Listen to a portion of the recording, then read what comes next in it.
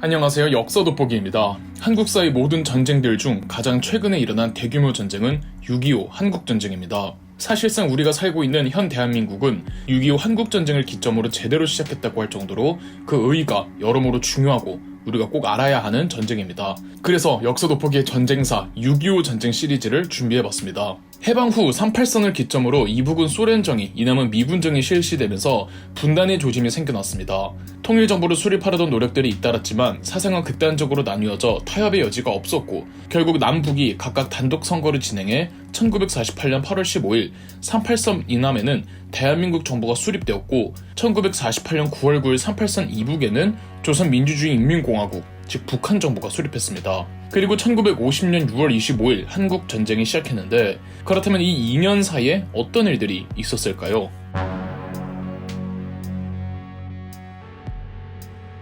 우선 대한민국 정부가 수립되면서 1948년에서 49년 사이 미군정을 위해 남한에 주둔하고 있던 주한미군이 공식적으로 철수하였습니다. 1950년 1월에는 당시 미국의 국무부 장관이었던 딘 애치슨이 소련과 중국의 사회주의 진영 확대에 맞서 극동아시아에 미국 중심의 자유주의 진영의 최후 방어선을 발표를 했는데요. 흔히 애치슨 라인이라고, 이 방어선에는 필리핀과 일본까지만 들어가고 대만과 한반도는 빠져있던 겁니다. 이는 소련과 북한이 봤을 때 미국이 남한을 포기한 게 아닌가 하는 오해를 살 수도 있겠죠.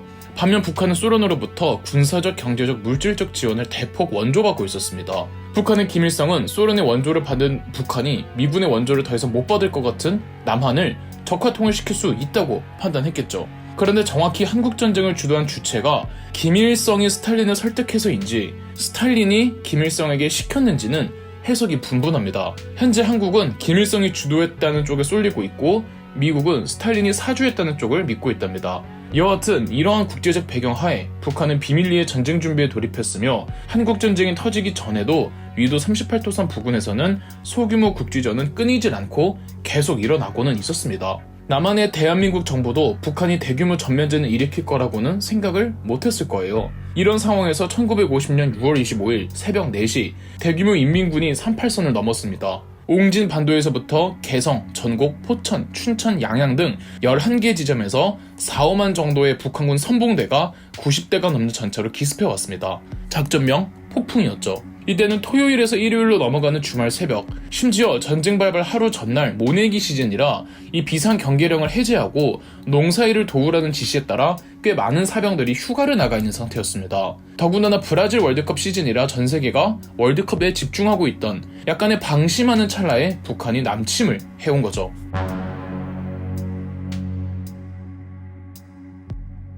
본격적인 6.25 한국전쟁 경과 전에 양측의 조직 구성 및 병력이 어땠는지부터 살펴보도록 하겠습니다. 우선 대한민국 쪽입니다. 당연히 국군 통수권은 대통령이었던 이승만이 정점에 있었고요. 해군 출신의 신성모가 국방부 장관으로 있었으며 일본군 출신의 최병덕이 육군참모총장, 대한민국 해군의 아버지라 불리는 바다 위의 영웅 손원일 제독이 해군참모총장, 역시 일본군 출신이었던 김정렬이 공군참모총장이었습니다. 반면 북한을 볼까요? 북한은 김일성 단독이었을 것 같지만 아직 김일성이 독재를 할 때는 아니었습니다. 북한은 투톱 체제였는데 김일성과 박헌영이 있었죠. 북한은 사회주의 종파들이 좀 많아서 종파별 알력 신경전이 조금 있었습니다.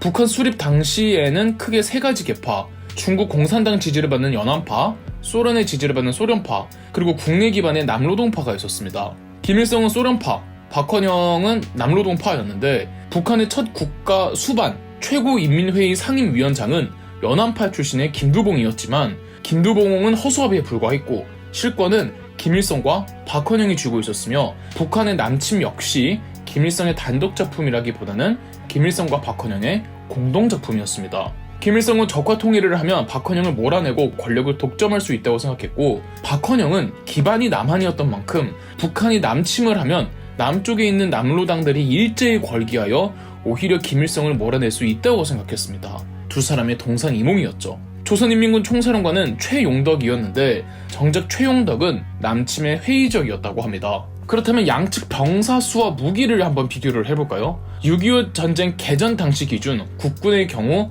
육군은 약 9만 5천 명, 해군은 1240명의 해병대를 포함한 약 6,900명, 공군은 약 1,900명 정도로 도합 10만 명이 조금 넘는 규모였습니다. 북한군의 경우 육군 17만 5천 명, 해군 약 1만 명, 공군 2,800명으로 18만 명이 넘는 규모로 전체 병력 수 차이는 북한의 인민군이 우리 국군보다 2배 조금 안 되게 많았다고 보시면 됩니다. 무기를 간략히만 비교해보자면 국군은 장갑차가 27대를 가지고 있었는데 인민군은 59대의 장갑차를, 무엇보다 인민군에겐 소련에서 지원을 받은 T-34 전차 무려 242대를 보유하고 있었습니다. 우리 쪽은 전차가 없었고요. 함정은 국군이 어뢰 제거용 그리고 탐지용만으로 약 36척이 있던 반면 인민군은 공격용 함정을 많이 가지고 있었으며 소형 어선 다 포함해서는 100척이 넘었습니다. 항공기의 경우 인민군은 전투기 84대를 보유하고 있었으나 국군에게는 전투기는 전차처럼 전무했습니다. 아예 없었어요. 국군 공군이 보유한 항공기는 전투용은 없었고요. 이 훈련기와 정찰기로만 22대가 끝이었죠. 인민군은 기능 막론하고 가지고 있던 항공기가 전투기 포함 226대였고요. 요약하자면 병력으로 보나 화력으로 보나 우리가 압도적으로 밀리는 상황이었던 거죠.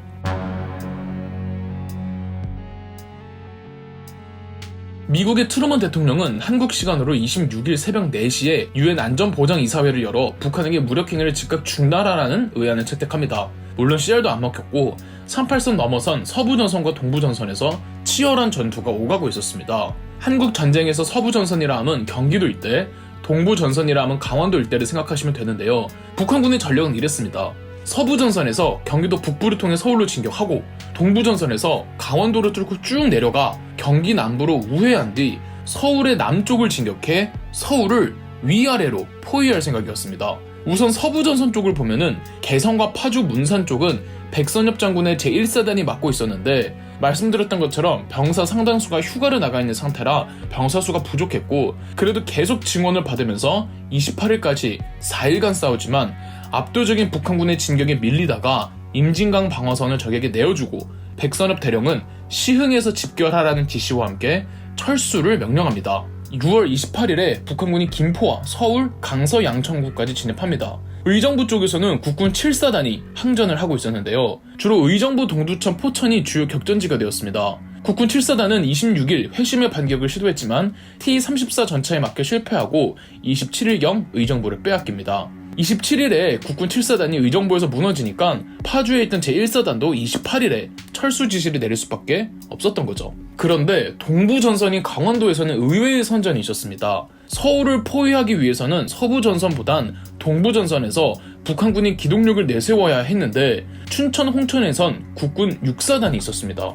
6사단은 소양강을 방어선으로 큰 성과를 보이며 항전하고 있었습니다. 그러나 역시 T-34 전차가 투입되자 밀릴 수밖에 없었습니다. 대전차포도 안 먹혔다고 하죠? 이때 심일 소위가 엄청난 활약을 하는데요. 특공대 5명만 이끌고 그냥 수류탄이랑 화염병만으로 적의 전차로 뛰어들어 전차 포탑에 던져 전차를 파괴해버린 겁니다. 자주포 3대도 격파했는데 덕분에 적의 진군에 차질을 빚게 해 시간을 지연시킬 수 있었죠. 이 공으로 심일 소위는 중위로 진급합니다. 육군 제6사단은 춘천, 홍천에서 결국 충주로 후퇴하지만 29일에서 30일까지 버티며 엄청난 시간을 벌어주었죠. 사상자만 국군은 400명인데 인민군은 2000명이었다고 해요. 이 춘천 전투로 북한의 작전이었던 서울 포위는 좌절되었고 서울에서 피난을 갈 수 있는 시간을 벌어주었습니다.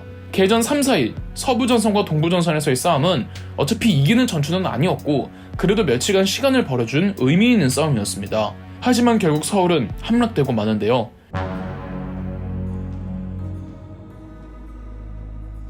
그 사이 6월 27일 이승만 정부는 수도를 대전으로 이전했습니다. 같은 날 미 국무부는 메가더 원수를 한국 작전의 최고 사령관에 임명하였고 29일 트루먼 대통령도 메가더 사령관에게 지상군 투입과 38선 이북의 군사 목표 폭격 권한을 부여하면서 일본에 있던 메가더 사령부가 한국으로 옵니다. 25일 새벽에 침입이 되고 직후에는 서울에 있던 사람들은 어안이 벙벙했는데 크게 걱정을 안 했던 것이 이렇게까지 큰 전쟁일 거라고는 생각을 못했고 이승만 대통령이 27일 라디오로 메가더 장군은 우리에게 수많은 유능한 장교들과 군수물자를 보내는 중이며 빠른 시일 내에 도착할 것이다. 이 좋은 소식을 국민에게 전하고자 오늘 밤 방송을 한다. 우리는 공산주의와 싸우기 위한 우리의 용기와 투지를 증명해 보였고 모든 우방국들이 우리를 지지하고 있다. 나는 전선에서 싸우고 있는 모든 용감한 군인들과 정치인들에게 감사를 표한다며 항전 의지를 불태우었기 때문에 서울에 남아있던 시민들은 안심하는 경향이 있었습니다. 그러나 이미 이승만 정부는 대전으로 가 있던 상황이었고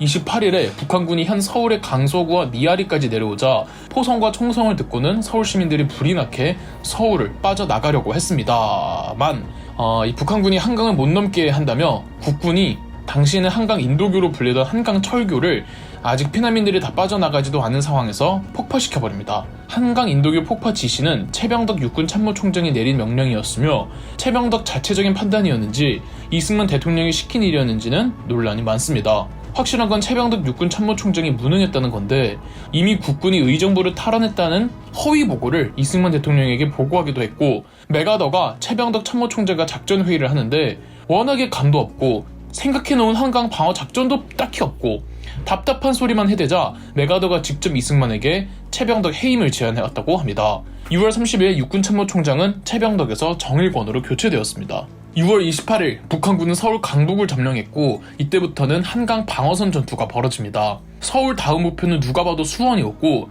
수원으로 가려면 시흥과 안양을 거쳐야만 했습니다. 시흥지구 전투사령관 김홍일 소장이 한강 강변에 따라 방어선을 구축했고 29일 메가더가 한강 방어선을 시찰하죠.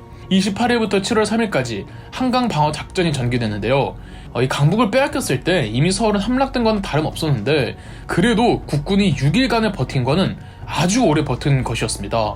한강 폭이 세 개의 다른 강들 폭보다 꽤 넓은 편에 속하기 때문에 방어하기 유리했죠. 훗날 백선엽 장군이 김홍일 장군님이 없었다면 일찌감치 전쟁은 끝났을 것이라는 말도 했습니다. 단 북한군이 한강 철교를 수리하고 전차를 보내자 이 전차에는 장사가 없었습니다. 7월 3일 서울이 완전히 함락되었고 서울에 남아있던 사회 각계 대표 및 거물들은 모조리 체포되어 즉각 처형, 인민재판 혹은 납북되었습니다. 인민군이 서울대 병원에 들이닥쳐 병원 안에 있던 의료진 포함 환자들과 환자의 가족들까지 무참히 살해한 일도 있었습니다. 이 사건이 서울대 병원 학살 사건으로 인민군의 시체를 창경궁 앞에서 소각해버렸습니다. 희생자 수는 정확히 알기 어렵다고 합니다. 그 사이 7월 1일 이승만 정부는 부산으로 출발, 7월 2일 부산에 도착합니다.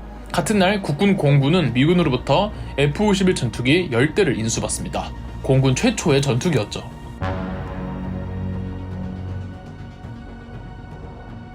한편 7월 3일 서울을 함락한 북한군은 7월 4일 수원을 함락했습니다. 수원 바로 밑에 오산이 있는데요. 메가더가 가장 먼저 한국에 투입한 스미스 특수임무부대 540명이 오산 중미령에서 대기하고 있다가 7월 5일 북한군과 교전합니다. 오산 중미령 전투는 6.25 한국전쟁에서 미군의 첫 전투였는데 북한군이 전차를 밀고 내려오자 확실히 미군에는 우수한 화력들이 있었습니다. 국군은 속수무책으로 당하기만 하던 전차였는데 스미스 특수임무부대는 대전차 고폭탄과 야포로 북한군 전차에 타격을 주었죠. 그러나 북한군 전차 위력도 막강하여 미군 540명 중 150명이 전사하고 31명이 실종되는 피해를 입고는 후퇴했습니다.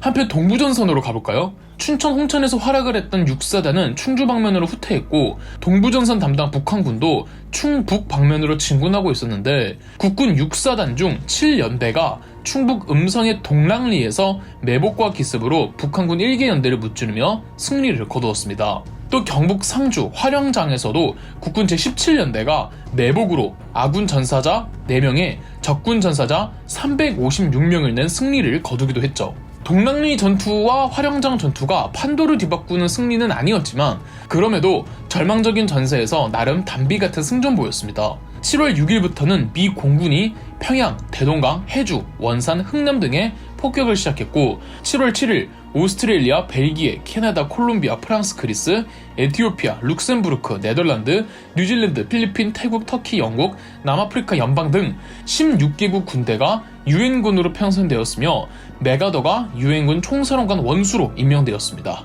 그리고 마침내 7월 9일 유엔군의 배치가 끝났죠. 확실히 유엔군이 배치되고는 폭격기들의 폭격 규모와 범위가 커지고 넓어지고 있었습니다. 7월 14일 국군의 작전 지휘권을 유엔군 사령관 메가더에게 이양하였습니다. 7월 19일부터는 대전 전투가 개전하였습니다. 이승만 대통령은 부산에 있고 정부는 대구로 옮긴 상황이었지만 대전이 한반도 국토의 가운데에 있고 남부지방 어디든 내려갈 수 있는 교통의 요지였기에 북한군에게 빼앗기면 골치 아파지는 곳이었죠. 대전은 미군 제24사단이 담당하였습니다. 사실 미군 제24사단은 천안, 조치원, 공주 등에서 북한군에게 패퇴하면서 대전까지 밀려있는 상황이었습니다. 하지만 대전에는 병사 수에 비해 방어해야 할 곳이 지나치게 많았습니다. 북한군은 역시 전차를 맨 앞에 내세우며 대전을 포위해갔고 북한군 전투기가 철교, 연대본부, 비행장을 폭격하기도 했습니다. 미군은 대전차포 조 지원을 받으려고 했으나 북한군이 퇴로를 차단한 상황이었고 북한군 보병들 또한 시내로 진입한 시점이었습니다.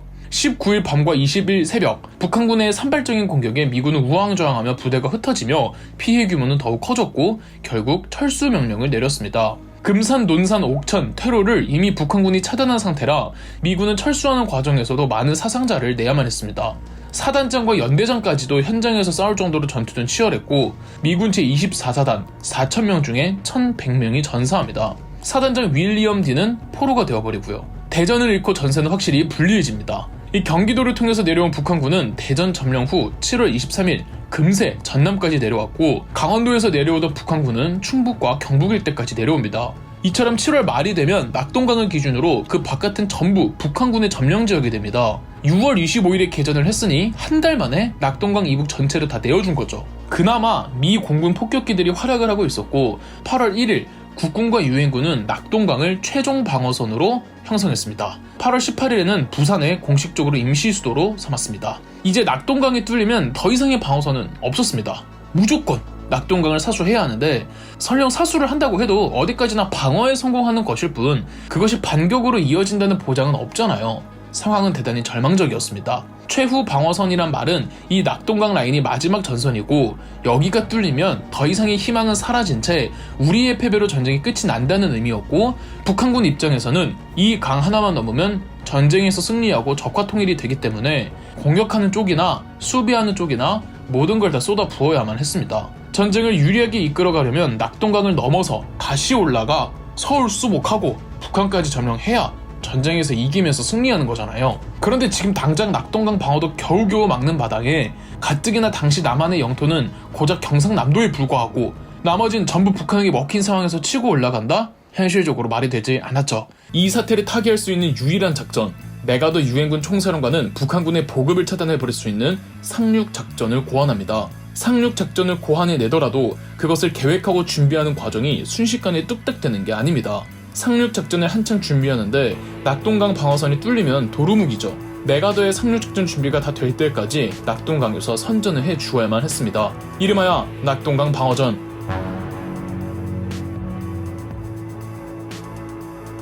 저번 편에서 말씀드린 대로 낙동강 전투는 북한군 입장에서도 사활을 걸어야 했습니다. 낙동강도 지형적으로 방어에 좋기 때문에 잘 버티고 있었는데 북한군도 이젠 작정하고 공세를 펼쳐야 했습니다. 북한군은 경북 칠곡 방면에서 낙동강을 뚫기로 하며 그곳에 부대를 집중시켰습니다. 당시 칠곡 방면에는 국군 1사단과 미 27년대와 23년대가 있었죠. 북한군은 제1, 3, 13, 15사단을 동원했습니다. 북한군 제3사단은 칠곡의 외관 쪽으로 들어오려고 하자 8월 3일 우선 국군이 외관 철교를 폭파시켜 적군의 진군을 저지했습니다. 북한군 제15사단은 칠곡의 북쪽에서 산을 타고 남하하려고 했는데 국군 1사단 15연대가 항전하지만 369 고지를 빼앗기고 말았습니다. 하지만 1사단 12연대가 다시 369 고지를 탈환하죠. 한편 칠곡의 남쪽 부근에서도 북한군 제3사단이 치고 들어오는데요. 8월 9일에서 13일 미 1기병사단이 금무봉에서 치열하게 싸우면서 금무봉도 사수할 수가 있었습니다. 북쪽의 369 고지, 남쪽의 금무봉도 진입을 실패하자 북한군은 칠곡의 다부동 쪽에 집중하기로 했습니다. 국군 제1사단의 사단장이었던 백선엽은 다부동을 지키기 위해 낙동강과 칠곡의 산세와 고지를 고려하여 Y선을 구축했습니다. 흔히들 낙동강 Y방어선이라고 하죠. 주된 격전지는 다부동으로 들어갈 수 있는 유학산과 수암산이 되었는데요. 정말 치열했습니다. 8월 13일에서 23일 약 열흘간 밤낮 할 것 없이 주요 고지들을 뺏고 뺏기는 상황이 반복되었습니다. 23일을 끝으로 인민군이 유학산 수암산에서 퇴각하면서 방어에 성공합니다. 우리 측 전사자가 1만 명, 인민군 전사자가 1만 7천 명 정도이니 양측의 피해가 막심한 혈전이 펼쳐졌다고 보시면 됩니다. 특히 유엔군 폭격기들의 융단 폭격이 크게 활약을 했습니다. 유학산 수암산 방면에서 공세가 실패하니까 북한군은 칠곡의 동쪽으로 크게 돌아서 다부동으로 진격하려고 했습니다. 북한군 제13사단이 천평 계곡 쪽으로 전차를 동원하며 진군합니다. 이에 질세랴 미군도 전차를 동원했고 천평 계곡에서 북한군의 T-34 전차와 미군의 M26 퍼싱 전차의 맞대결, 6.25 최초의 전차전이 벌어졌고 승자는 미군. 2차 세계대전 때 전차전으로 이골이 난 미군이었는데 전차 대 전차로 지겠습니까? Mi-16 퍼싱 전차의 화력이 마치 볼링공과 같다고 해서 천평 계곡을 볼링엘리라고 부르는데, 그래서 이때의 전차전을 볼링엘리 전투라고도 부릅니다. 볼링엘리 전투로 북한군은 전차 9대를 잃었고 북한군의 포병 연대장이 국군에 귀순하기까지 하죠. 여기까지가 다부동 전투인데, 다부동 진입에 실패한 북한군은 작전을 변경해 칠곡에서 다부동을 점령하지 않고 곧장 부산으로 진격하려고 했습니다. 북한군은 9월 1일부터 제1사단을 동원해 칠곡, 가산을 통해 부산으로 남하시키려고 했지만 유엔군이 가산에서 북한 인민군의 남하를 저지하고 있었습니다. 2주간 가산에서 접전이 오가고 있는데 9월 15일 북한 인민군이 결국은 가산을 포기하고 후퇴합니다. 왜 포기했을까요? 9월 15일 유엔군이 인천 상륙 작전에 성공해서였습니다.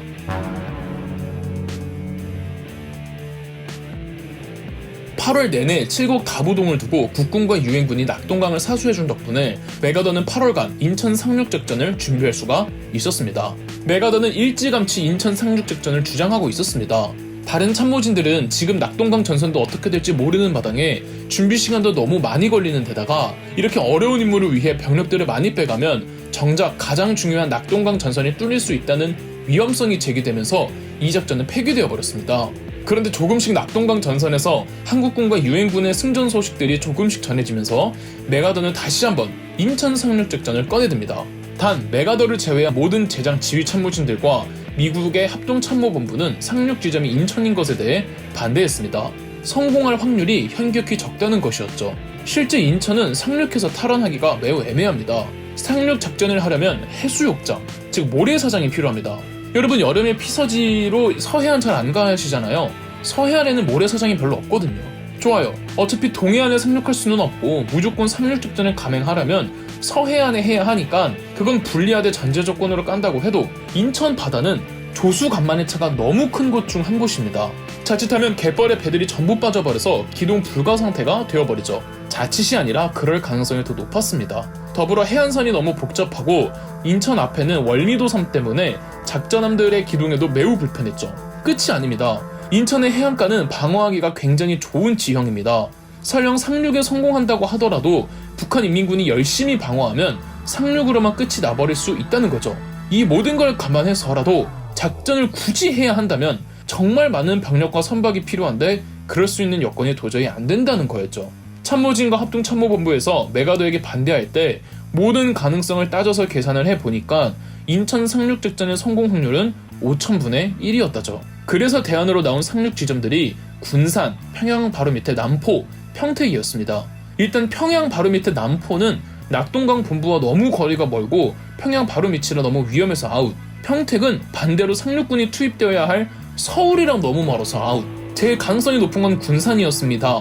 이 군산은 낙동강 본부라도 가까워서 준비 시간도 덜 들고 해안 지형이나 조차가 그나마 안정적이어서 상륙하기 어렵지 않았습니다. 단 군산은 역시 서울로부터 너무 멀었고 군산에 상륙해도 전술 효과가 크지 못하다는 것이었습니다.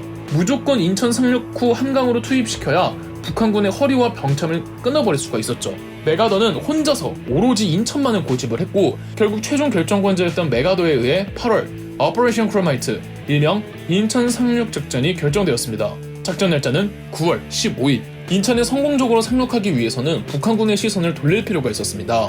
아닌 게 아니라 북한 참모진과 중국 공산당 측에서도 분명 유엔군이 상황을 타파하고자 상륙 작전을 감행할 것이라고 거의 확신에 차고 있었습니다. 다만 어디에 상륙할지를 두고 고민을 했는데 일부 장교들은 인천을 정확하게 예측하기도 했습니다. 북한군의 시선을 돌리기 위해 유엔군은 해안가를 따라 서해안, 동해안 등지에 공습을 계속 퍼붓습니다. 그래서 군산, 삼척, 영덕의 장사리, 함경남도 신포 등지에 의도적으로 9월 초에 일부 부대들을 계속 파병시킵니다. 시선 돌리는 작전은 사실상 미끼가 되는 작전인데 영덕의 장사리에서는 학도병들이 투입되어 가슴 아픈 학생 전사자들이 많이 나오기도 했습니다. 육군본부에서 내려온 작전 명령도 9월 13일 영덕 지구로 상륙해 북한군 제2군단의 후방을 교란하라 였습니다. 학도병들은 정식 군인이 아니라 이 당시 전사한 분들의 이름을 알아내는 것도 쉽지가 않거든요. 현재 영덕의 장사리에 가시면 당시 투입되었던 문산호를 박물관으로 만들어 놓았습니다. 그럼에도 북한군은 인천 방어에 소홀히 하진 않았습니다. 중국과 북한 참모진은 인천이 유엔군의 상륙 지점으로 유력한 곳 중 하나라고 손꼽았고 인천을 포함한 상륙 가능성이 있는 곳들의 방어를 강화해놓고 있었죠. 이렇게 어려운 작전이 성공하려면은 적군의 뻘짓도 조금 받쳐줘야 합니다. 유엔군과 한국군은 의도적으로 기자회견하고 정보를 공개하면서 모든 사력을 다해 낙동강을 넘어 북한군과 싸울 것이라는 거짓 정보를 흘리고 다닙니다. 여기에 김일성이 넘어갑니다. 김일성은 상륙 지점에 강화된 방어 병력을 최소한만 놔두고 전부 낙동강 전선에 다 투입시키면서 인천의 방어력이 상당히 낮아지게 되죠. 그리고 완전한 작전 성공을 위해서는 북한군의 방어 현황을 면밀히 알아야만 했습니다. 자연 지형은 메가더와 참모진이 열심히 공부하면 된다지만 인천 해안가를 방어하고 있을 북한 인민군의 방어 진지는 스파이들을 통해 정보를 입수할 수밖에 없었죠. 그래서 일찍이 미 해군 특공대원들이 인천에 잠입해서 갖가지의 방어시설, 장비, 병력 등을 모조리 조사하고 있었죠. 그리고 인천에서 나와 메가더에게 가면 되는데 북한군에게 발각이 되어버리고 만 겁니다. 9월 14일 이 특공대 소속이었던 한국인 임병래 중위가 북한군과 교전하며 시간을 번 사이 특공대들은 무사히 인천을 빠져나가는 데 성공, 추후 메가더에게 정보들을 전달하는 데 성공합니다. 단 시간을 끈 임병래 중위는 빠져나가지를 못하고 체포되기 직전 자결합니다. 자, 이제 모든 준비는 끝났습니다. 9월 14일 미군 해병대를 포함한 유엔군 해병대 그리고 한국군 해병대 도합 280정의 상륙정들이 남해안과 동중국해를 출발해 인천으로 향합니다. 들어가자 인천. 메가더 유엔군 총사령관의 회심의 작전, 전세를 뒤바꿀 5000분의 1의 성공 확률, 만반의 준비를 갖춘 메가더는 9월 15일 비로소 인천 상륙에 돌입합니다. 작전일 9월 15일 전날이었던 14일 미군 해병대를 포함한 유엔군 해병대 그리고 한국군 해병대 도합 280정의 상륙정들이 남해안과 동중국해를 출발해 인천으로 향합니다. 14일 저녁쯤에 인천 앞바다에 서서히 도착하자 이를 포착한 인천의 북한군이 본부에 유엔 상륙정이 보인다고 보고를 하지만 이미 거의 모든 병력이 낙동강 전선에 투입된 상황에서 북한군이 인천으로 지원하러 간다고 해도 며칠을 기다려야 했죠. 15일 0시 05분 인천 앞바다 등대를 점령했고 새벽 5시부터 7시 사이에 월미도에 상륙하는데 성공합니다. 지도를 보시면 월미도가 뾰족 튀어나와 있기 때문에 월미도를 제압하지 않으면 목표로 했던 상륙 지점에 상륙을 해도 포위되어 양쪽에서 포격을 받을 수 있어서 월미도가 우선이었습니다. 이른바 그린비치라는 월미도의 상륙 지점에 상륙 후 오전 10시경 월미도를 완전 점령합니다. 오후 2시부터 지금의 인천 북항이 있는 레드비치와 지금의 신포역이 있는 곳 블루비치 양 방면에서 상륙을 시도하죠. 김일성의 판단 미스 덕에 방어가 그렇게 심하지 않아 상륙 후 북한군의 저항이 그다지 심하지 않았고 다음날 16일이 되면 인천을 완전하게 수복합니다. 상륙 작전 때 국군의 해군 참모총장 손원일 제독은 직접 소총을 들고 현장에서 싸웠다고 합니다.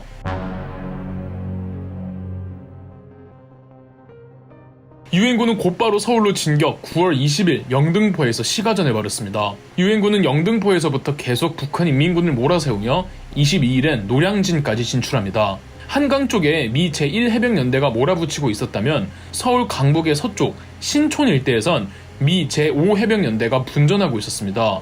연희 고지에서 국군 해병대까지 지원을 했지만 이곳에서 북한 인민군의 저항이 만만치 않아서 피해가 막심했다고 합니다. 스미스 해병대 사단장이 연희고지에서 막혀버려서 마포 방면으로 부대를 빼려고 했는데 현장 지휘관이 연희고지를 고집했고 9월 23일 26명만이 연희고지를 탈환합니다. 그러나 탈환한 건 연희고지뿐이었고 아직 여러 고지들이 남은 시점에서 더 이상의 진군은 어려웠답니다. 대신 한강 쪽에서 계속 진군 중이었습니다. 국군 제17연대도 이태원 쪽에 투입되어 한강 방면에 유엔군과 함께 진격해 9월 26일엔 남산을 점령합니다. 그리고 곧바로 서울 중심부로 진격해 시가전을 펼친 결과 마침내 9월 27일 중앙청에 태극기를 개항했고 9월 28일 서울을 완전 수복하였습니다. 다음날 9월 29일 서울 중앙청 앞에서는 이승만 대통령과 메가더 사령관이 환도식을 가졌죠. 서울 수복 전 인천 상륙 작전 소식이 전해졌을 때 낙동강에 있던 북한군에겐 그간 싸우던 곳 모두 포기하고 전부대 철수 지시가 떨어졌죠. 보급로와 태강로가 전부 차단되었기 때문에 철수도 목숨 걸고 철수를 해야 했습니다. 칠곡의 가산에서 부산으로 내려가던 부대는 인천 상륙작전 소식이 전해지자마자 철수했고요. 낙동강에선 국군과 유엔군 전군이 반격에 나서서 동해안에서는 국군 제3사단을 중심으로 9월 22일 포항 탈환, 9월 27일 울진 탈환, 9월 30일 강릉 탈환, 그리고 10월 1일 38선을 넘는데 성공합니다. 낙동강에서 내륙으로 나간 국군 및 유엔군도 9월 28일 대전을 탈환한 뒤 방향을 남쪽과 북쪽으로 쪼개서 남쪽으로 내려간 군대는 9월 29일 광주를 탈환하며 전라도로 수복했고, 북쪽으로 올라간 군대는 9월 30일 천안을 탈환한 뒤 수원으로 진격해 서울에 있는 부대와 연결합니다. 단 전남과 경남 사이에 있는 지리산에는 워낙에 숨어있던 빨치산들이 많아서 이 지리산 빨치산 토벌에는 더 많은 시간이 소요됩니다. 김일성과 함께 북한을 이끌어가던 박헌영도 이 전쟁에 자신이 있던 게, 북한군이 남쪽으로 어느 정도 치고 들어가면은 이 남한에 있는 자신의 기반이었던 남로단계 빨치산들이 일제히 들고 일어날 줄 알았습니다. 실제 남한이 이 낙동강 이남까지 밀렸을 때 산에 숨어있던 남로단계 빨치산들이 나오기는 했지만 무슨 봉기를 일으킬 정도로 큰 활약을 하지는 않았습니다. 그 배경엔 한국전쟁 발발 전 좌우 이념 대립이 극심했을 때 제주 4.3 사건과 여순 10월 사건을 겪으면서 이승만 행정정부는 대대적인 남로당 색출 및 소탕 작업에 나섰습니다. 워낙에 그 강도가 세서 남로당이든 아니든 민간이든 누구든 다 희생됐기 때문에 남로당 빨치산들이 다 지리산으로 숨어버렸고 그 위세가 흐트러진 상태였었거든요. 그래서 북한군이 내려와서도 별다른 큰 힘을 보태주지 못하고 그냥 부자들 인민재판하기만 했답니다. 인천 상륙작전 이후에는 다시 지리산 안으로 숨어버렸고요.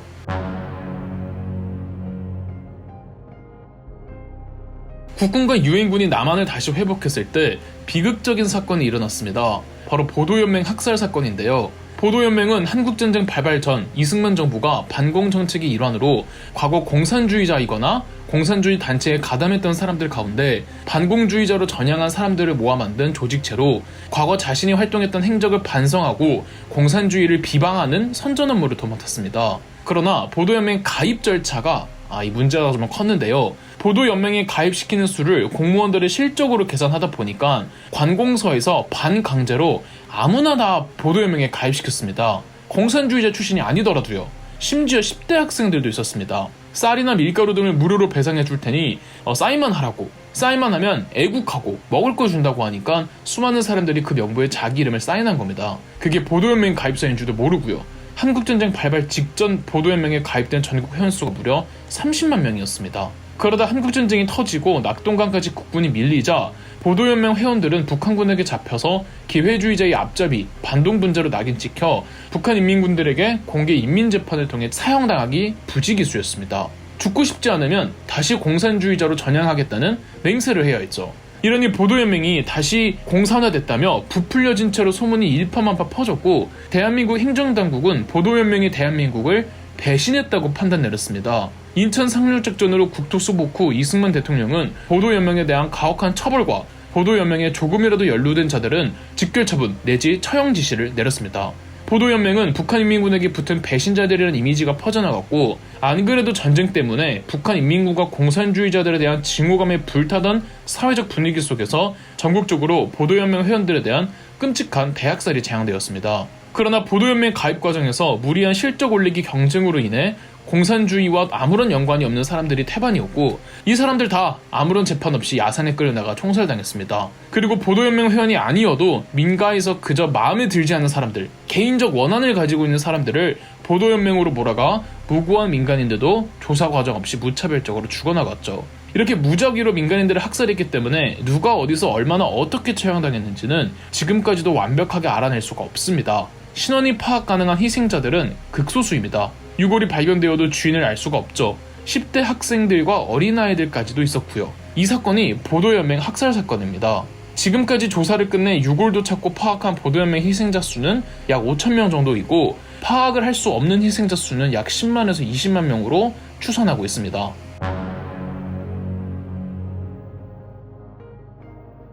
이제 전쟁의 양상이 달라졌습니다. 그간은 북한군의 공격을 막는 것이었지만 이제는 우리가 공격해서 전쟁으로 통일을 할 차례였습니다.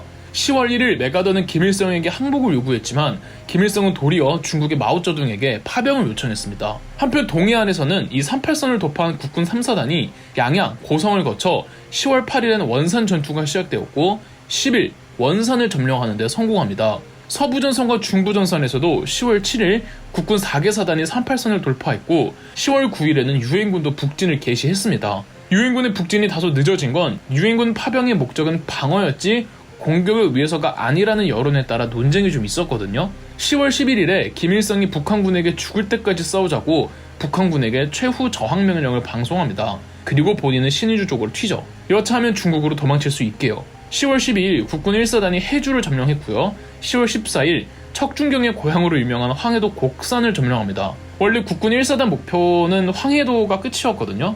그런데 사단장 백선엽 장군이 평양 점령은 반드시 국군 1사단이 해야 한다며 주장해서 곧바로 평양까지 진격, 18일부터는 평양 전투가 개전합니다. 국군 1사단 내에서도 연대별로 대대별로 가장 먼저 입성하려고 경쟁을 했는데 그 영광은 제15연대가 가져갔습니다. 1사단 제15연대는 19일 정오에 평양의 김일성대학 점령 후 오후 2시 모란봉 장악, 그리고 오후 3시에 평양시청을 점령하면서 이 평양 전투도 고작 이틀 만에 끝이 났습니다. 이후 10월 30일 평양을 방문한 이승만 대통령은 평양시청 앞에서 평양시민에게 연설을 하는데요. 그동안 200만 이상의 북한 동포들이 재산과 가족을 떠나 남쪽으로 내려왔으며 우리는 없는 것은 서로 나누어 먹으면서 화해롭게 살아왔습니다. 이북에서 피난해온 동포들은 그동안 대한민국의 헌법을 준수하면서 민중의 선두에 서서 공산당의 비행을 지탄하면서 눈부신 활동을 해왔습니다. 여러분의 가족 친척 중 많은 사람들이 민주활동을 많이 해왔습니다. 우리는 자유와 정의를 위하여 싸울 뿐이요 우리가 합하면 감히 덤벼들지 못할 겁니다. 여러분, 이제 와서 누가 남쪽 사람이니 북쪽 사람이니 하거든 우리 대한민국의 앞날을 져야 하는 사람으로 지목해두어 규탄하십시오. 자, 여러분, 다시 한번 나와 같이 맹세합시다. 통일된 자유조국을 위하여 정의를 위하여 싸워 나갈 것을. 평양 함락 후 일주일 정도 지난 10월 27일 국군 6사단이 압록강 바로 앞에 초산을 점령합니다. 이제 북진 통일이 눈앞에 다가온 순간 중공군이 등장합니다.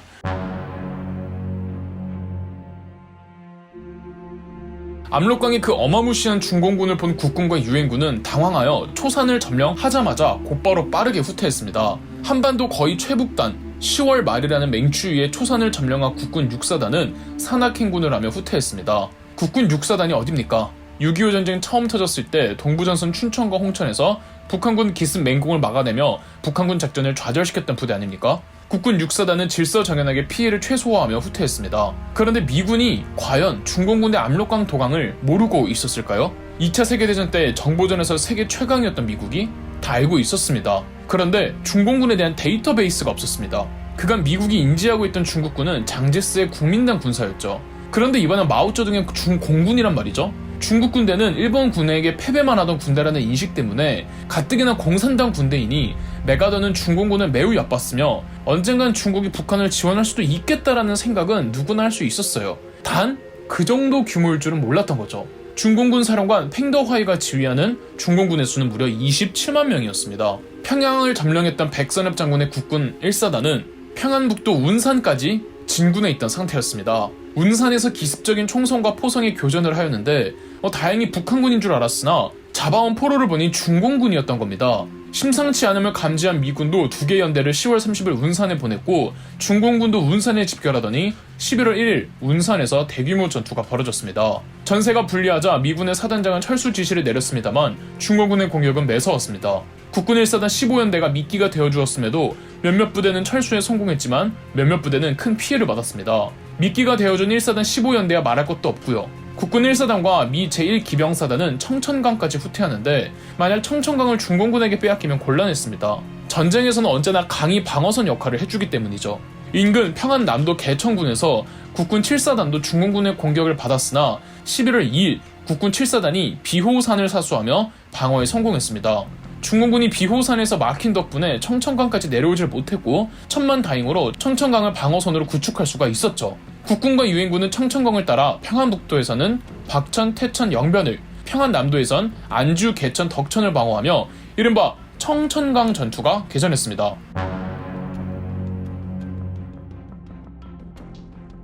11월 초부터 시작된 청천강 전투, 11월 초순과 중순엔 양측 큰 성과 없이 대치만 하고 있었습니다.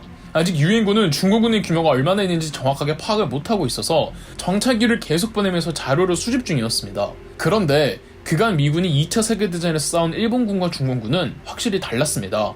공산당 애들이 잘하는 거 있죠? 숨고 위장하는 거. 이러니 병력 규모와 중공군 부대 이동에 대해서 파악하기가 여간 곤란한 게 아니었습니다. 미군은 중공군의 규모가 한 8만? 안 되지 않을까? 어림잡았는데 실제로는 2~3배에 가까운 병력이었어요. 여기에 맞춰 유엔군은 크리스마스 공세를 준비하고 있었고 국군 7, 8사단이 적진 깊숙이 들어간 상태였습니다. 펑더화이는 처음부터 국군과 유엔군을 유인하기 위해서 그간 대대적인 공세를 취하지 않고 있었는데 딱 국군이 들어와주자 11월 24일에서 25일 넘어가는 새벽에 중공군은 대규모 공세를 펼쳐 뒤덮어버렸습니다. 국군 7사단과 8사단 병력 60%가 괴멸되어 버렸습니다. 이 퇴강로는 이미 중공군이 전날 차단해 놓은 상태였죠. 국군 7, 8사단이 전투 불능이 되어버렸고 미 8군이 중공군에게 포위되어 엄청난 피해를 봐야 했고 미 8군 사령관 월튼 워커 중장은 평양으로 후퇴를 지시했죠. 퇴로는 유엔군 터키 여단이 희생자를 내며 겨우겨우 뚫어주었죠. 이 청천강 전투는 비단 국군과 유엔군에게 큰 타격을 주었을 뿐 아니라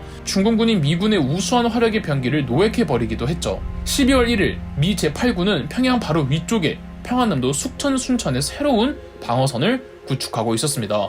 흔히 한국전쟁 때 중공군의 전술을 일컬어 인해전술이라고 합니다. 전술이란 말을 붙여주었지만 전술이 아니라 그냥 무식하게 물량으로 밀어붙인다는 뜻이죠. 그런데 일반적으로 이렇게 알려진 인해전술에 대해서는 약간의 오해가 있습니다. 우선 인해전술의 핵심은 그냥 인원발로 밀어붙이는 게 맹점이 아니라 가장 중요한 목표를 위해서 아군의 희생을 어느 정도 감안해서라도 몇몇 부대를 희생시켜서라도 최종 목표를 달성한다는 게 핵심입니다. 그리고 중공군이 정말 물량으로 밀어붙였느냐 하면 그것도 애매합니다. 중공군이 병력 수가 많은 건 사실이었지만 한국전쟁 통틀어서 개입한 중공군의 수가 어마어마한 것이었고 초기 청천강 전투에서는 중공군의 병력과 유엔군의 병력 차가 그렇게 크지는 않았습니다. 오히려 유엔군이 조금 더 많았어요.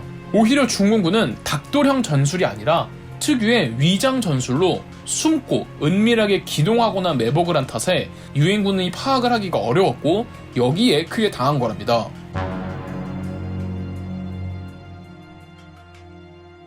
이제 동부전선으로 한번 가볼까요? 동해안으로 따라 10월 1일 가장 먼저 38선을 넘은 국군 3사단, 10월 10일에 원산을 점령하고 10월 17일 함흥까지 점령합니다. 평양 수복 이틀 전이었죠. 10월 하순부터 중공군이 배치되어 있던 곳은 압록강이었습니다. 압록강을 넘어 남아있기에 중공군과의 대결은 이 평안도 청천강에서 이루어졌던 거죠. 그 사이 동부전선에서 국군 3사단은 11월 5일 길주까지 탈환합니다.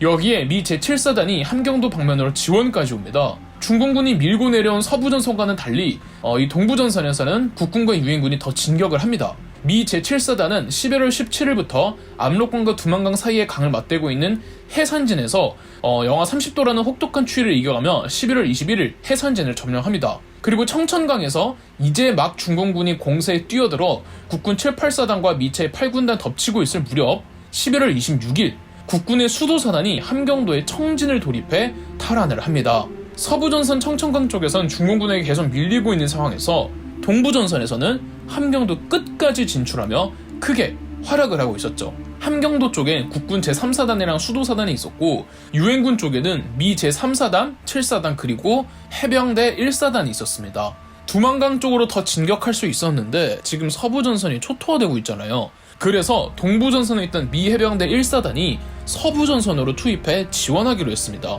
그리고 미 제7사단이 후방에서 해병대 1사단을 엄호해주기로 했고요. 함경도에서 청천강으로 넘어가려면 개마고원을 지나쳐야 하는데 지금 11월 말입니다. 해발고도 1200m에 얼마나 춥겠습니까? 이 미 해병대 1사단의 움직임에 마오쩌둥은 깜짝 놀랍니다. 미 해병대 1사단은 미국 해병대에서 최정예 부대입니다. 이런 부대가 서부전선에 지원하면 골치 아파지니 마오쩌둥은 숭수론에게 미 해병대 1사단 격파 지시를 내립니다. 미 해병대 1사단이 개마고원의 장진호라는 대호수에 이르렀을 때 11월 27일 중공군이 장진호를 포위해버립니다. 11월 27일 바야흐로 세계 3대 동계 전투로 손꼽히는 장진호 전투가 일어나는 순간이었죠. 한국전쟁 통틀어서 가장 추운 전투였죠. 이 미군의 폭격기가 폭격을 해주었는데 중공군은 매복해 있다가 주로 야간에 기습했기 때문에 큰 소득이 없었습니다. 그리고 미군은 2차 세계대전 때 중부 유럽이나 태평양에서 싸웠기 때문에 이런 추위는 생전 겪어보질 못한 추위였습니다. 장교들은 후퇴를 제안했지만 포위가 되었기 때문에 후퇴를 해도 죽는 마당이었죠. 퇴로가 없었어요. 중공군이 어디 있는지 보이지는 않고 눈은 적설량 13cm를 기록할 정도로 쌓이고 사단장 스미스는 모든 연대장들과 대대장들에게 본부가 있는 하갈 우리로 모이라는 지시를 내립니다. 집결이 말이 쉽지 눈 때문에 시야도 안 보이고 추위 때문에 한 발자국도 움직이기도 어렵고 보이지 않는 곳에선 총과 포탄이 날라오고 11월 30일에 집결 지시가 떨어지고 12월 4일이 되어서야 하갈 우리에 다 모입니다. 어디로 가든 다 죽는 거, 다 죽더라도 퇴각하자는 스미스 사단장의 지시에 미 해병 1사단과 7사단 한개 연대가 12월 6일 하갈 우리를 빠져나와 죽음의 계곡을 지나 12월 7일 고토리에 도착합니다. 이 과정에서 얼마나 많은 병사들이 죽었을지는 굳이 이야기하지 않겠습니다. 미군은 동부전선에 배치되어 있는 전 유엔군 함흥으로 철수하라는 지시를 내렸고 12월 10일 아침내 함흥에 모입니다. 그 사이 12월 6일 서부전선에서는 평양을 중공군에게 빼앗깁니다. 이 절체절명의 위기,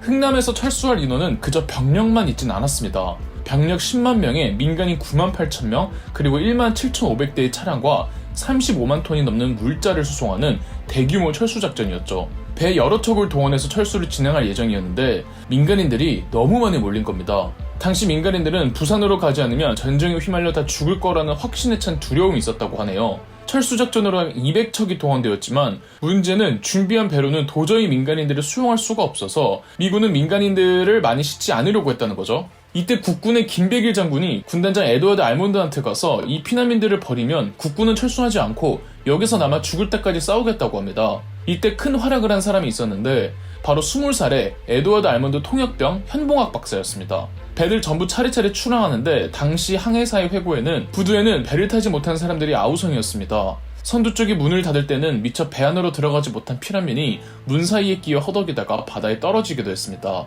배에 탄 미군들이 배를 빨리 떼려고 허공에 총을 막 쏘았어요. 우리 배가 출항하자마자 흥남시대가 불바다가 됐는데 철수선을 타지 못하고 부둣가에 아우성치던 그 많던 피난민들이 어떻게 됐는지 궁금합니다 라고 했죠.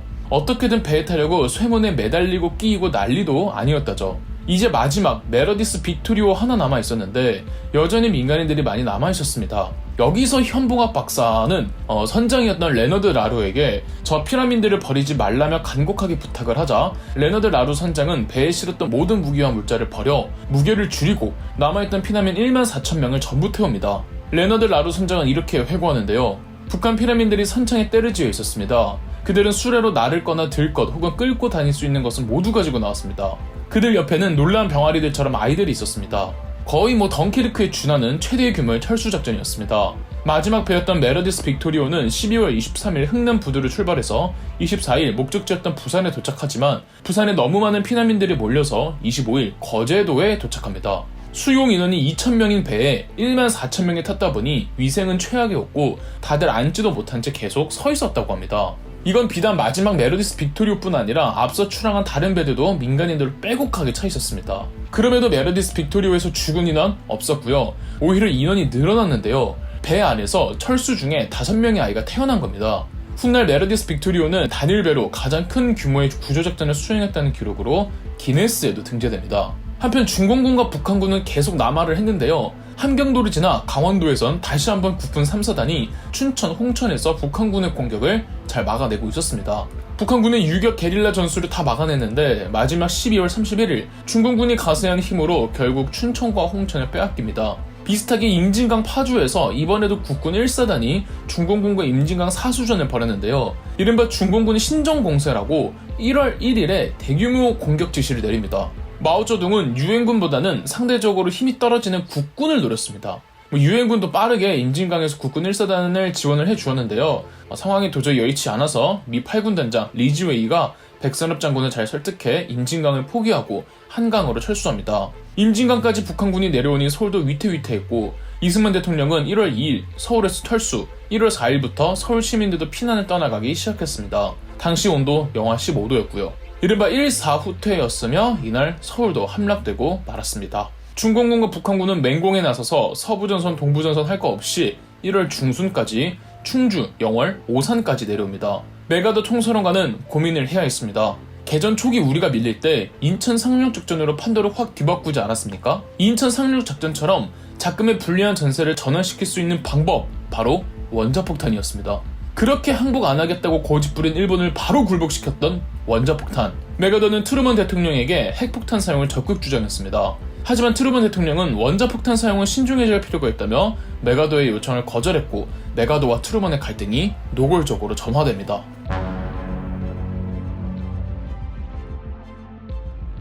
일사 후퇴 때 일어났던 끔찍한 전쟁에 비극 사건이 하나 더 있습니다. 바로 국민 방위군 사건인데요. 후퇴에 앞서 유엔군과 국군의 고민거리가 두 가지가 있었습니다. 첫째, 국군 병력이 너무 없다. 둘째, 다시 중공군과 인민군에게 남한 영토를 빼앗기게 되면 아까운 대한민국 청장년들을 인민군에게 빼앗긴다.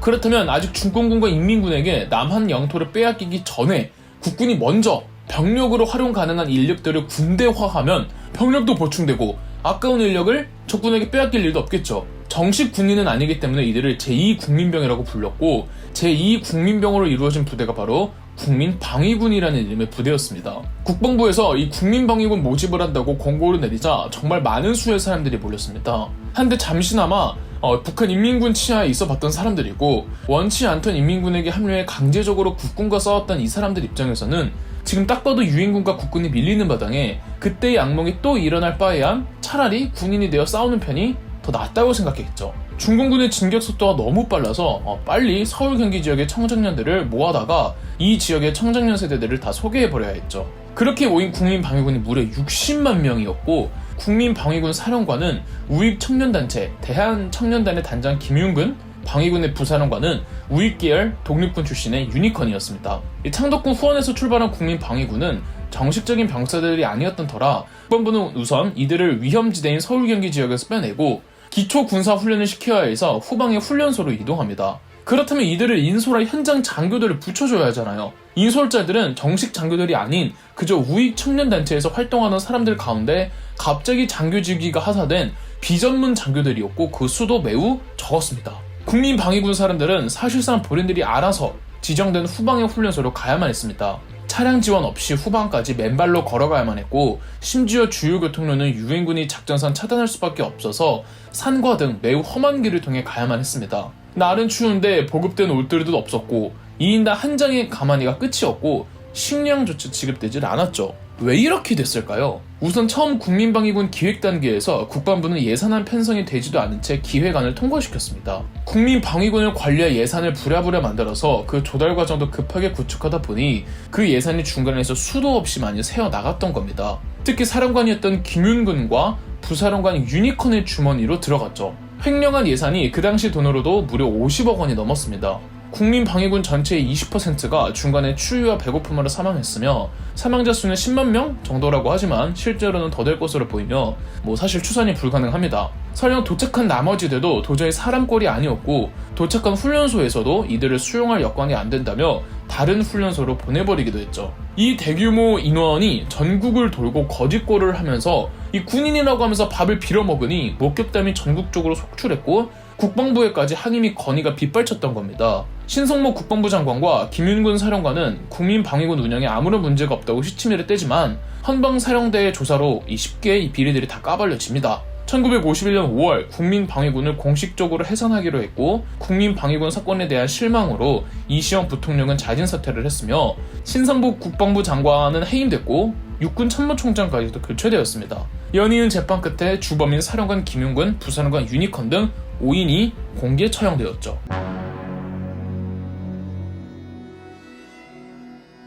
한국전쟁 도중 창설되었던 부대가 있습니다. 바로 11사단인데요. 최덕신 소장이 이끄는 11사단의 임무는 후방이었습니다. 후방이 전방만큼 위험하다고 할 수는 없어도 그렇다고 중요성이 떨어진다고 할 수는 없는데요. 국군과 유엔군이 다른 지역 전부 수복하고 북상할 때 경상도와 전라도 사이 지리산에 이 빨치산들이 많이 숨어들었고 이 빨치산들 토벌에는 더 오랜 시간이 걸렸다고 말씀드렸죠. 지리산에 숨어서 항전했기에 빨치산 토벌이 쉬운 게 아니었습니다. 지리산 일대의 빨치산 토벌이 11사단의 임무였죠. 설령 빨치산들이 민가로 내려와도 당시 대한민국 국민들 다 꾀죄죄해서 군복만 안 입으면 민간인과 빨치산 구분하기가 힘들었습니다. 빨치산들은 식량이 떨어지면 민가로 내려와 민간인들을 위협하며 식량을 강탈해 가기도 했죠. 11사단의 최덕신 사단장은 빨치산 색출이 어렵다는 이유로 해서는 안 될 작전을 펼쳤습니다. 그냥 민가를 전부 소멸시켜버리는 거죠. 그럼 빨치산 구분할 필요도 없이 알아서 휘말려 죽을 것이고 빨치산들이 내려와도 식량을 충당 못할 거 아니에요. 1951년 2월 거창에 있던 11사단 9연대 3대대에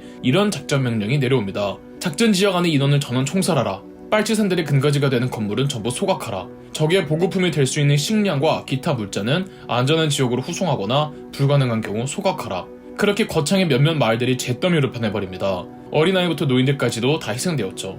거천 군수가 소식을 접하곤 이 문제를 국회에서 언급했는데 이승만 대통령은 잘 모른다가 아니라 빨치산 협력자들만 처형했다며 민간인에 대한 공격은 없었다며 극구 부인하였습니다. 사건의 직접적인 책임자인 최덕신 사단장은 징계 처분으로 끝났고 훗날 월북하여 김일성의 사람이 됩니다. 조정래 작가님의 태백산맥이라는 소설에선 이렇게 묘사되어 있는데요. 사람들은 군인들이 시키는 대로 엉성하게 줄을 맞춰 섰다. 군, 경, 가족을 골라낸 그들의 수는 500여 명에 헤아렸다. 사람들의 모습이 박산골로 빨려들고 얼마 지나지 않아 한꺼번에 갈겨대는 수많은 총소리가 요란하게 울려대기 시작했다. 그 총소리들은 신원면을 에워싸고 있는 많은 산들과 그 골짜기에 부딪혀 겹겹의 메아리로 울려가고 있었다. 그 요란하게 튀는 총소리들을 아랑곳하지 않고 하늘 한쪽에는 빙글빙글 맴돌이 질치는 검은 무늬를 새기는 것이었다. 그건 수백 마리의 물이 진 까마귀떼였다. 까마귀떼가 유유하게 선회하며 차츰차츰 그 높이를 낮추고 있는 것은 어젯밤에 학살이 자행된 탄량권의 하늘이었다. 거창 양민학살 사건은 유튜브에 검색해보시면 더 자세한 영상들이 많이 나오니 참고하셔도 좋을 것 같습니다.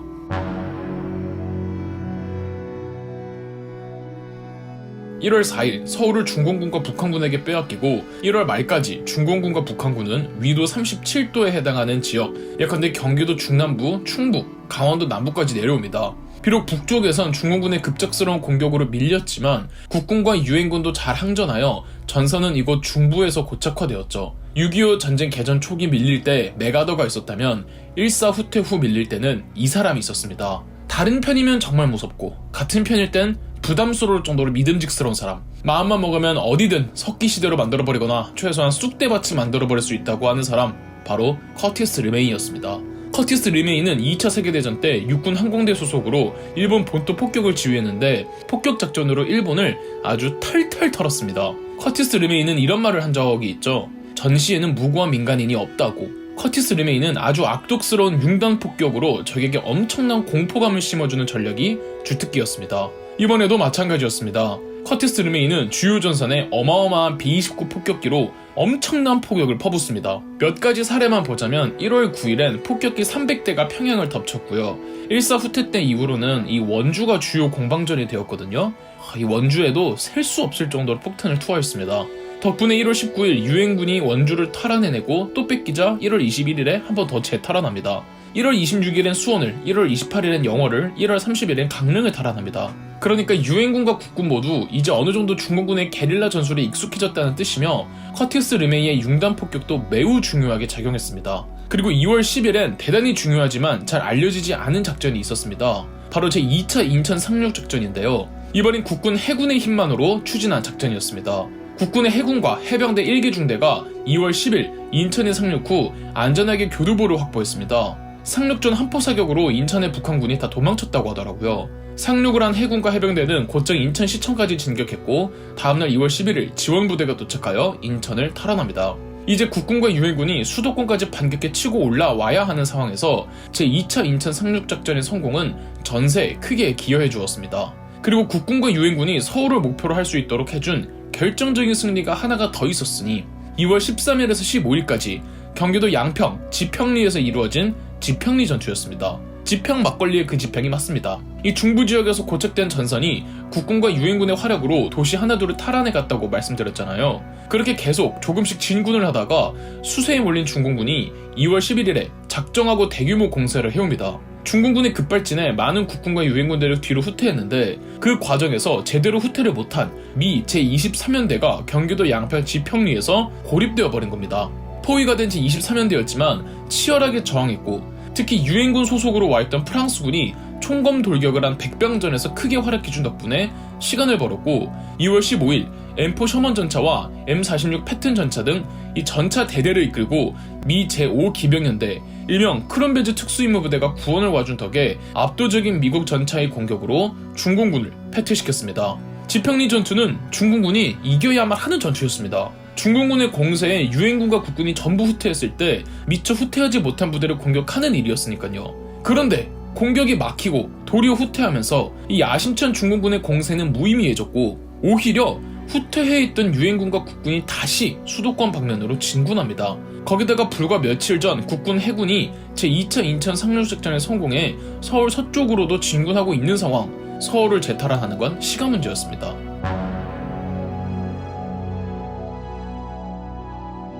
미 제8군단 사령관 리즈웨이는 서울을 재수복하기 위한 작전명 리퍼를 실시했습니다. 전선을 크게 3개로 나누어 중부전선에서는 후방을 안정화하고 다른 하나는 서울 동부에서 중공군을 견제하면 마지막 남은 하나가 서울 서부와 한강을 통해 서울에 진입한다는 작전이었습니다. 도저히 모든 전선을 다 감당할 수가 없던 중공군 팡도하이 사령관은 3월 13일에서 14일 서울에서 후퇴하였고, 후퇴하자마자 3월 14일 국군 1사단 제15연대가 마포를 통해 서울역을 지나 중앙청까지 들어갔습니다. 아직 남아있던 잔당들을 토벌한 뒤 다음날 3월 15일 중앙청에 태극기를 개항하며 서울을 재수복할 수가 있었죠. 임진강으로 후퇴한 중공군과 북한군은 계속 서울로 침공해오기 위해 돌격하였지만 국군 1사단이 서울을 완전하게 사수하였으며 강원도 전선에서는 다른 사단들이 활약하여 국군 6사단은 춘천을, 국군 5사단은 인제를 달아나였습니다. 그런데 서울 수복 후 미군 내에서 의견 분열이 일어납니다. 처음 서울을 수복했을 땐 다른 유엔군 소속의 국가들은 몰라도 미군은 북진을 감행해 통일을 목표로 했습니다.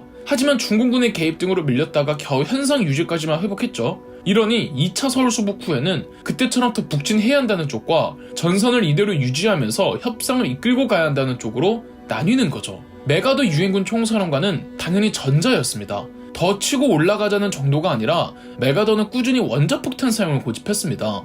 단 미국의 트루먼 대통령은 완전 생각이 반대였죠. 그래도 트루먼은 대통령이고 메가더는 군인인데 이 메가더는 공개적으로 트루먼 대통령을 맹비난하며 협상을 주도해보라는 트루먼 대통령의 말을 거부하였습니다. 아무리 메가더가 실력이 좋아도 대통령 말 안 듣는 사람을 총사령관직에 둘 수가 없었고, 트루먼 대통령이 메가더 해임권을 거론하자 조지 마샬 합참의장이 동의하면서 1951년 4월 11일 메가더는 해임되었고 미 제8군단 사령관 리즈웨이가 새로운 유엔군 총사령관이 되었습니다. 그런데 2020년 공개된 미군 문서에는 이 원자폭탄 사용에 대해서는 트루먼이나 메가더나 상황에 따라 서로 다르게 판단했었다고 합니다. 트루먼도 원자폭탄 사용을 고려했던 적도 있었으며 메가더도 신중하게 쓰자고 했던 적도 있었다는 거죠. 아무리 트루먼이 최종 결정권자이지만 혼자 자의적으로 판단을 내리면 안 됐습니다. 여론이라는 게 있고 참모들이 있고 위원회들이 있단 말이죠. 이 원자폭탄 사용 여부는 미국 내에서도 설왕설래가 많아서 어느 한쪽의 입장은 딱 이랬다라고 단정 지을 수가 없습니다. 이 메가더 해임은 협상을 원하는 트루먼과 원하지 않던 메가더, 더 결정적으로 메가더가 트루먼에게 대들었다는 게 더 컸던 것으로 보입니다. 고착화된 전선, 1951년 3월 서울을 빼앗긴 중공군과 북한군은 이후 서울로 다시 들어가기 위해 2개월에 걸쳐 몇 번이고 공격을 했지만 국군과 유엔군의 견고한 방어에 전부 실패했습니다. 서울의 상징성이 매우 크기 때문에 중공군과 북한군은 계속 서울을 목표로 남하하려고 했고, 같은 의미로 국군과 유엔군은 어떻게든 지켜내려고 했던 거죠. 중공군의 팽도하이는 도저히 서울 진공을 하지 못하자 작전을 바꾸기로 합니다. 서울을 목표로 서부전선 경기도에 집중되어 있던 공세를 동부전선 강원도로 돌리는 것이었죠. 차라리 강원도를 통해 우회해서 서울을 공격할 생각이었습니다.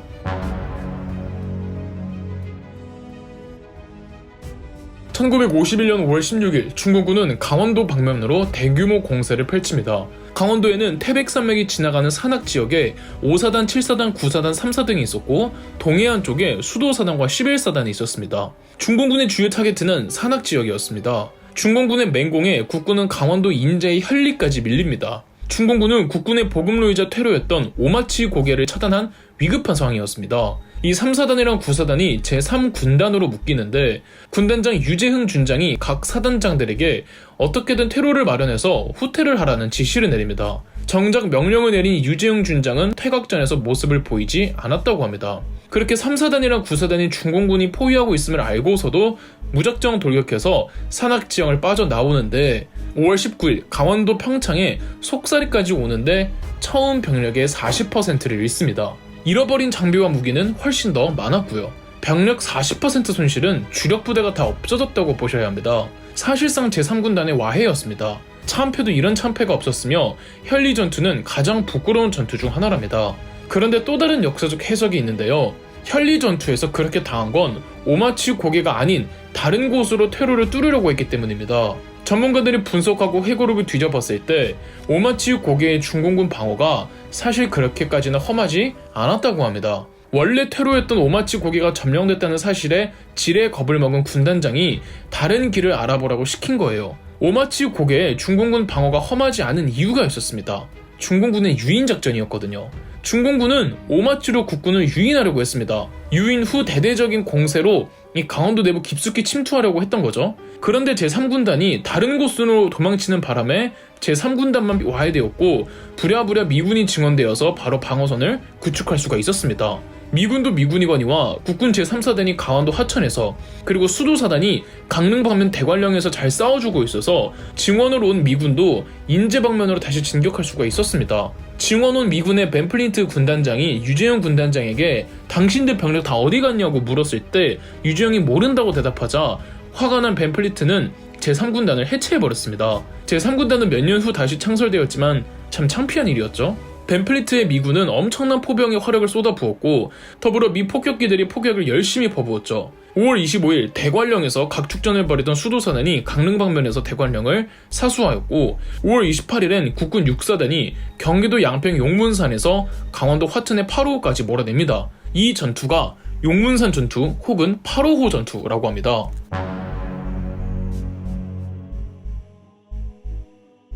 이 용문산 전투가 또 한국전쟁의 명장면 중에 하나인데요. 북한의 강원도 공세에 경기도 양평 용문산에 주둔하던 국군 6사단도 공격을 받았습니다. 사단장 장도영 준장은 이미 6사단 병력을 요지에 배치해 둔 상태였죠. 방어전에서 요지 선점이 얼마나 중요한지 용문산 전투가 말해주는데요.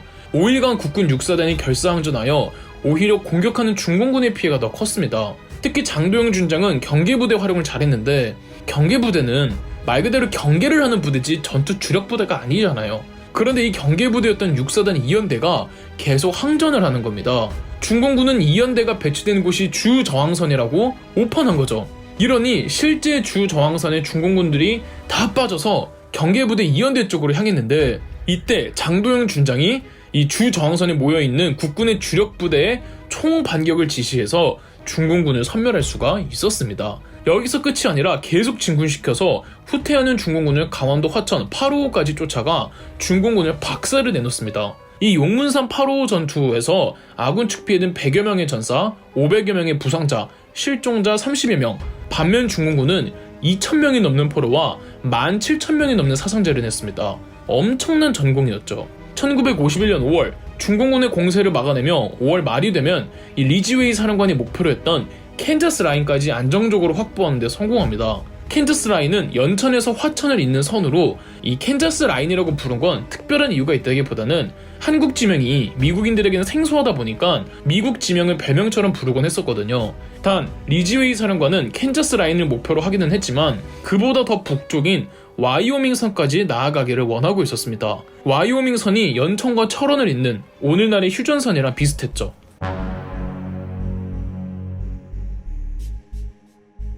리지웨이는 와이오밍 선까지 북상할 계획을 수립 중에 큰 승전 소식이 전해집니다. 바로 도솔산 전투였습니다. 그 공을 세운 부대는 귀신 잡는 국군 해병대였죠. 도솔산은 강원도 양구에 있는 산인데요. 유엔군은 국군 제1해병연대에게 도솔산 지역을 확보하라는 지시를 내립니다. 국군 제1해병연대는 미 제1해병사단에 소속되어 있었는데 그간 국군 해병대는 후방을 담당하고 미군 해병대는 이 강원도 쪽으로 계속 진군 중이었는데 중공군의 방어에 약간 막히자 후방에 있던 국군 해병대에게 도솔산 점령을 지시했던 거죠. 하지만 도솔산도 이 중공군의 방어가 만만치 않았습니다. 국군 제1해병연대를 이끌던 연대장 김대식 대령은 야습을 하기로 합니다. 야습은 적이 예상하지 못하도록 하는 게 제일 중요하잖아요. 그래서 야간에 그 어떤 조명과 대포 사격도 없이 진군하기로 합니다. 김대식 대령의 야습 작전은 대성공이었고 순식간에 6월 11일 도솔산 앞에 대함산을 먼저 점령합니다. 다음이 최종 목표였던 도솔산이었는데 도솔산은 산세가 너무 험했습니다. 이번에도 김대식 대령은 야습을 감행합니다. 그리고 중공군은 또 당하죠. 대함산 때 당해놓고 도솔산에서도 야습을 당한 건 중공군의 방심이었다기보다는 국군 해병대가 완벽한 위장을 위해 조명, 화력 지원 전부 없이 백병전으로만 돌격한 덕이 컸죠. 물론 우리 해병대 쪽 피해도 컸습니다. 하지만 과감한 야습으로 도솔산을 점령했고 이 야습의 성공적인 신화 덕에 해병대더러 귀신 잡는 해병대라는 타이틀이 생겨났던 겁니다. 우리 제1해병연대의 희생과 승리 덕에 미군은 더 진격할 수가 있었고 와이오밍 선까지도 노릴 수 있게 되었죠. 리지웨이가 와이오밍 선까지 가기를 원하는 한편 트루먼 대통령과 행정부는 전쟁을 이제 끝내고 싶어 했습니다. 이건 중공군과 소련도 마찬가지였어요. 그렇다고 리지웨이가 메가더처럼 북진을 원한 건 아니었습니다. 메가더가 그랬다가 잘렸잖아요. 이 리지웨이도 기본적으로는 휴전 협상을 통해 전쟁을 마무리 지어야 하는 의무는 있었습니다. 1951년 6월 23일 유엔 주재 소련 대사가 전쟁 전 화평 상태로 돌아갈 필요가 있다는 유엔 내 여론에 호응을 했고요. 1951년 6월 30일 리지웨이 유엔군 총사령관은 라디오 방송을 통해 휴전을 제의했고 7월부터 휴전 회담을 위한 준비에 착수합니다. 1951년 7월 10일 양측 대표들이 개성에서 처음 만나 회담 의제에 관해 논의하기 시작했습니다. 여러가지 안건이 있었지만 합의한 것보다 합의하지 못한 건들이 더 많았습니다. 합의된 의제 중 하나는 휴전선을 기존의 38선이 아닌 현재의 군사 분계선으로 삼으며 단 군사 분계선은 휴전 협정이 최종적으로 마무리될 때까지 전세에 따라 바뀔 수 있다는 것이었죠. 또 별건 아니지만 그렇다고 그냥 넘어갈 수 없는 문제가 하나 더 있었습니다. 바로 회담을 위한 장소인데요. 처음엔 유엔군 쪽에서 개성으로 가주었지만 중립지대에서 만날 필요가 있었고 회담 장소 정하는 것도 일이었습니다. 1951년 10월 회담에서부턴 양측이 상호 합의한 가운데 지점에서 회담 장소를 하게 결정했고 군사작전 지역이 아니면서 상호 안전을 보장할 수 있는 깡촌을 찾던 중 파주의 널문리 마을에서 진행하기로 합니다. 이곳이 오늘날의 판문점이 있는 자리입니다. 처음 회담을 진행한 장소는 판문점에서 1km 정도 떨어져 있던 곳으로 초가집 4채, 가구물 2채, 막서 3채, 구멍가게 1채 정도만 있는 말 그대로 깡촌이었죠. 이 지명이 널물리라고 말씀드렸잖아요. 널을 한자로 표기하면 널판입니다. 그래서 널문이 판문으로 표기되면서 판문점 이름이 생겼던 거죠. 회담은 빠르게 진행되지 못했습니다. 양측에서 합의를 보지 못하는 안건들이 있었거든요. 그중 가장 첨예했던 쟁점이 포로 교환 문제였습니다. 양측의 포로들을 송환시켜줄 때 무조건 고국으로 보내줄 것이냐 아니면 본인이 원하는 국가로 갈 수 있도록 선택권을 줄 것이냐를 두고 의견 대립이 생긴 겁니다. 소련, 중국, 북한은 다 무시하고 그냥 고국으로 보내주자고 합니다. 이걸 일괄 송환이라고 합니다. 개인의 사상과 신념은 무시하고 북한 출신이면 북한으로, 남한 출신이면 남한으로 보내자는 거였죠. 반면 유엔, 정확히는 미국은 이른바 자유송환이라고 포로들에게 선택권을 주자고 했습니다. 왜냐하면 다들 알았던 겁니다. 선택권을 주면 대부분 자유주의 국가 남한으로 갈 게 뻔하고 그렇게 되면 공산주의 사상을 핑계로 독재 권력을 강화하려던 소련의 스탈린, 중국의 마오쩌둥, 북한의 김일성은 사상의 결함이 있다는 걸 보여주는 꼴이 되니까요. 더불어 소련의 스탈린은 전쟁을 이어나가고 싶어는 했지만 그렇다고 전쟁을 빠르게 끝내고 싶진 않았습니다. 스탈린은 한국 문제가 해결되면 미국이 신경과 관심을 유럽 진영에 쏟을까봐 걱정했던 거죠.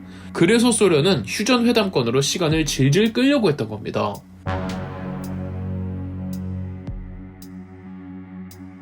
그렇다면 휴전 회담이 오가는 동안 양측 전쟁이 중단되었느냐? 그건 또 아닙니다. 이 휴전 회담 내용 중 가장 먼저 합의를 본 안건이 휴전선의 범위로 기존의 38선이 아닌 현재의 군사분계선으로 삼는다는 거였죠. 단 휴전 협정이 완전히 체결되기 전까지는 상호 군사작전을 감행할 수 있으며 체결되는 시점에 군사분계선을 기준으로 삼았기 때문에 서로가 단 1km라도 단 하나의 고지라도 점령하려고 했습니다. 강경파 메가더의 후임이었던 리지웨이 총사령관은 별 수 없이 휴전을 원하는 트루먼 대통령에 따라 북진을 목표로 하진 않았지만 그럼에도 오늘날의 휴전선과 거의 비슷한 연천과 철원을 잇는 이른바 와이오밍 선까지는 나아가고 싶어 했죠. 서울과 경기권을 유엔군 및 국군이 재수복한 이후로 아주 견고한 방어를 삼고부터는 중공군과 북한군의 타겟은 동부전선의 강원도로 집중되어 있었습니다. 이에 대응해 유엔군과 국군 병력도 주로 강원도 동부전선에 배치되어 있었고요. 이 강원도에는 산과 고지와 능선들이 많잖아요. 단 하나의 고지와 능선을 뺏길 수 없었고 또 뺏어야 해서 휴전협정이 체결되기 전까지는 싸움을 쉬면 안 됐습니다. 이래서 1951년 하반기부터는 동부전선에서 1차 세계대전의 참호전이 연상되는 소위 말하는 고지전이 계속 이어집니다. 1951년 8월 2일에서 8일 강원도 화천 734 고지에서 중공군이 아군을 감시하면서도 우리 쪽에 포격을 감행하고 있었는데요. 이 734 고지가 전략적 요충지라 뺏어야만 했습니다. 국군 제2사단이 734 고지를 탈환하기 위한 공방전이 감행되는데 적군의 방어가 굉장히 강했습니다. 아무래도 고지를 선점한 측에서는 방어하기가 유리하죠. 단 우리 국군 제2사단도 맹렬히 진격하였고 6일간 734 고지를 뺏고 뺏기는 형국이 반복됩니다. 안되겠다 싶은 제2사단의 1대대가 절대 군사작전을 감행할 수 없을 정도로 굳은 비가 내릴 때 적군을 기습해서 734 고지와 더불어 인근의 고지까지 같이 점령하여 장악할 수가 있었습니다. 8월 16일부터 강원도 양구에서는 국군 제5사단이 주요 고지를 점령하는 작전을 전개했는데 처음엔 미군이 주도했습니다만 미군 측 피해가 너무 막심한 겁니다. 점차 국군 5사단이 메인으로 공격 주도권을 잡으며 차례차례 940 고지, 983 고지 등을 점령합니다. 이 우리 쪽도 피해가 너무 크다 보니까 11중대에서 전략을 쓴 게 실제 돌격을 하지는 않지만 병사들에게 함성을 지르게 하고 총성을 일부러 내게 합니다. 우리가 돌격해오는 줄 알고 착각한 적군이 총세례를 퍼붓고 수류탄을 던지면서 허공과 싸우다가 지칠 때 우리도 돌격해가지고 고지를 점령했죠. 8월 16일부터 22일까지 이렇게 양구의 주요 고지들과 고지들을 잇는 능선에선 혈전이 이어졌는데 적군이나 아군이나 사상자들이 지나치게 많았습니다. 우리 측 전사자가 139명, 실종자 201명, 부상자 899명이었죠. 이 능선을 피해 능선이라고 불렀고 이 전투 또한 피해 능선 전투라고 부릅니다. 그런데 나흘 뒤 26일에 북한군이 역습을 해와서 고지들을 다시 빼앗기고 또 9월 5일까지는 우리도 반격해서 또 빼앗습니다. 이 유엔군에서 중요하게 여겼던 고지 중에 김일성 고지라고 부른 924 고지와 마오쩌둥 고지라고 불리는 1016 고지가 있었습니다. 이 두 고지를 점령하기 위해 우선 국군 제1해병연대가 양구의 펀치볼에서 국군 5사단이 가칠봉에서 혈투를 벌이며 김일성 고지와 마오쩌둥 고지로 향합니다. 9월 초에 전투가 시작하여 김일성 고지를 두고도 6번이나 주인이 바뀌며 10월 즈음에서는 아쉽지만 김일성 고지를 완전하게 적군에게 빼앗기게 됩니다. 미군과 유엔군도 9월에서부터 10월까지 강원도 양구의 주요 고지들과 능선을 완전 장악하기 위해 싸워서 851 고지, 1220 고지를 점령하지만 한 달간 무려 3,700명이 전사했고 중공군과 북한군은 약 2만 명이 전사합니다. 종군 기자들은 이때의 능선을 단장의 능선이라고 불러서 단장의 능선 전투라고도 불립니다. 여기서 단장은 끊긴 내장이라는 뜻입니다. 10월 13일부터 21일까지는 미 제9군단장이 국군 제6사단에게 강원도 김화로 진군하라고 합니다. 강원도 김화는 우리 강원도 고성과 맞붙어있는 현재는 북한 지역인데 이 김화군의 교암산이라고 이 고지 점령 작전이 떨어진 겁니다. 국군 제6사단은 318명의 전사자를 낸 반면 적군 5,500명을 사살했습니다.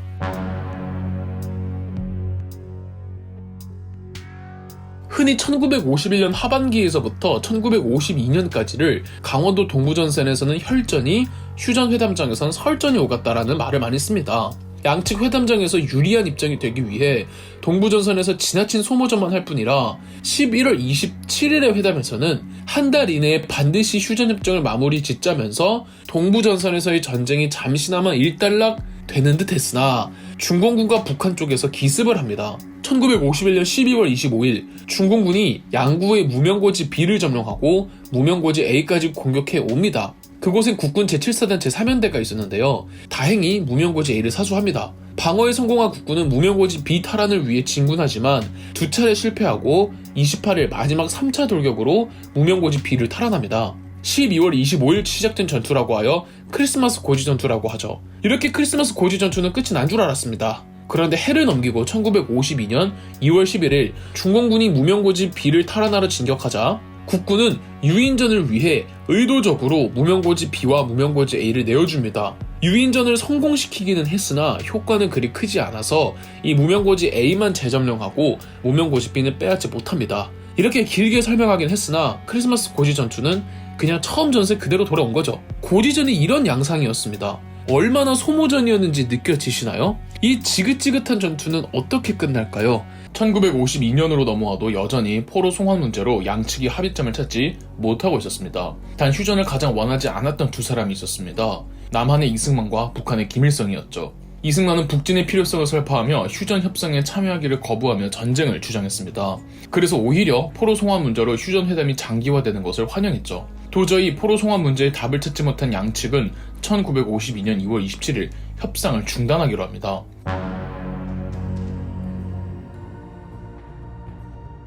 당시 남한에는 거제도에 굉장히 큰 포로 수용소가 있었습니다. 이 거제 포로 수용소에 무려 17만 명의 포로들이 있었는데 이 중 반공 사상을 가진 포로들이 상당히 많았습니다. 공산주의 진영 포로들인데 왜 반공 사상을 가지고 있냐고요? 6.25 전쟁은 이념 전쟁이라 알려져 있지만 꼭 그렇지만은 않았습니다. 사상적으로 북한과 공산주의에 격렬하게 반대하지만 북한이 서울을 포함해 남한 대부분을 점령했을 때 살기 위해서 어쩔 수 없이 북한 인민군에 참여하는 병력들도 엄청나게 많았습니다.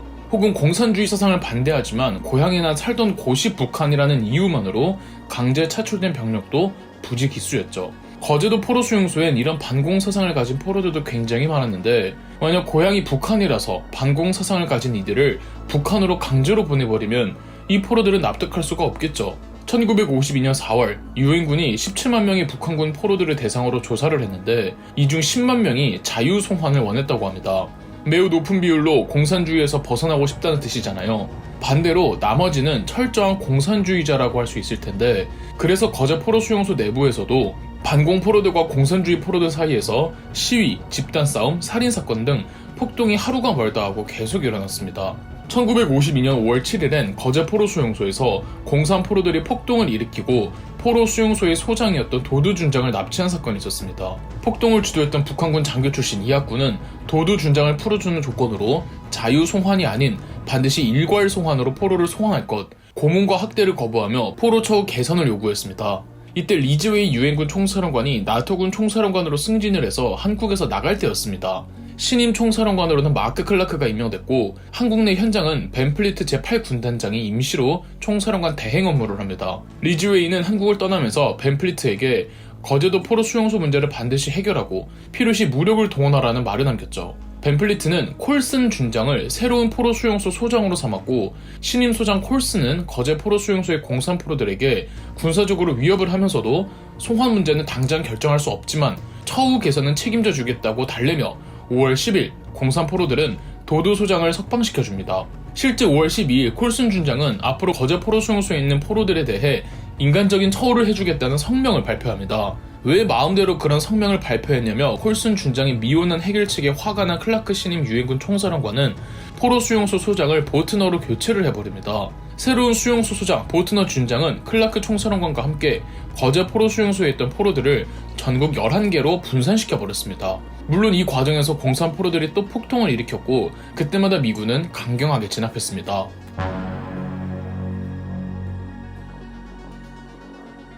1952년 상반기 동부전선에서 고지전은 한동안 조용했습니다. 그간은 서부전선이든 동부전선이든 대규모 전면전이 치러지기보다는 폭격, 보급로 차단, 정찰부대 간 교전 등이 이루어지고 있었죠.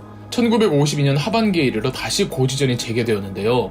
강원도 금성에 수도고지라고 전략적 요충지가 있었는데 국군이 선점을 하고 있었습니다만 중공군 북한군은 호시탐탐 이 수도고지를 노렸습니다. 수도고지와 지형능선이라고 그 옆으로 펼쳐진 능선까지 말이죠. 수도고지와 지형능선을 두고 7월 8일부터 10월 25일까지 3개월간을 주구장창 싸웁니다. 수도고지 지형능선 전투로 아군이 방어에 성공하긴 했으나 3개월간 수도 없이 뺏겼다 빼앗았다를 반복해서 중공군 전사자 2,300에 부상자 3,000명, 국군은 970명 전사에 3,000명 부상이었습니다. 3개월간 죽은 전사자만 합쳐서 3,000명이 넘고 부상자는 6,000명이 넘었던 거죠. 그리고 10월경에 악명 높은 백마고지 전투가 일어납니다. 동부전선에서 양측이 대단히 중요시 여겼던 지역 중 한 곳으로 철원이 있었습니다. 철원에는 철원 평야가 있고 이 농업 생산성이 좋아서 누구나 노릴 수밖에 없었습니다. 가장 중요한 격전지였던 철원, 김화, 평강 일대를 철의 삼각지대라고 부르는데 백마고지 전투는 이 철의 삼각지대에서 벌어졌던 최악의 전투로 손꼽힙니다. 백마고지 전투는 1952년 10월 6일부터 15일까지 백마고지를 차지하기 위해 중공군 2개 사단과 한국군 제9사단이 맞붙었던 전투입니다. 열흘간 이 고지 하나의 주인이 무려 24번이 바뀌었고 30만 발의 포탄이 사용되었다고 합니다. 중공군은 마약을 투약하면서까지 덤벼들었다고 하고요. 중공군 1만 4천명 사상자에 한국 측 사상자 3,300명이었습니다. 마지막에는 우리 국군이 백마고지를 점령을 했고 이 백마고지 전투 덕에 현재 철원이 우리 대한민국의 영토일 수 있는 겁니다. 수많은 화약들이 오고 가며 고지의 식생들이 전부 초토화되다 보니까 그 모습이 마치 하얀 말 같다고 해서 백마고지라는 이름이 붙여졌던 겁니다. 더불어 당시 백마고지를 사수하기 위해 목숨을 바쳤던 국군 제9보병사단은 현재 백마부대라는 별칭을 얻었고요. 이 구사단이 1951년 현리전투에서 굴욕적으로 패배해서 와해 직전까지 갔던 부대였어요. 그런데 이렇게 멋지게 부활해서 백마고지 전투라는 기념비적인 승리를 거두며 제대로 설욕전을 한 거죠. 철원에서 백마고지 전투가 진행되는 동안 그 바로 옆에는 화살머리 고지에서 미 제2사단과 프랑스 대대가 중공군과 공방전을 벌이고 있었습니다. 주변 지형이 화살촉 같다고 해서 붙여진 고지 이름인데, 특히 프랑스 대대의 분전으로 화살머리 고지를 차지했고, 화살머리 고지 전투로 중공군의 기세가 약화되면서 백마고지 전선에도 영향을 준 부분이 있었죠. 10월 13일에서 14일에는 양구의 크리스마스 고지에 또 중공군이 쳐들어옵니다. 크리스마스 고지에는 제7사단 3연대 구중대가 주둔하고 있었는데, 중공군을 상대로 구중대가 치열하게 싸우다가 중대장이었던 이순호 대위가 허벅지에 총을 맞습니다.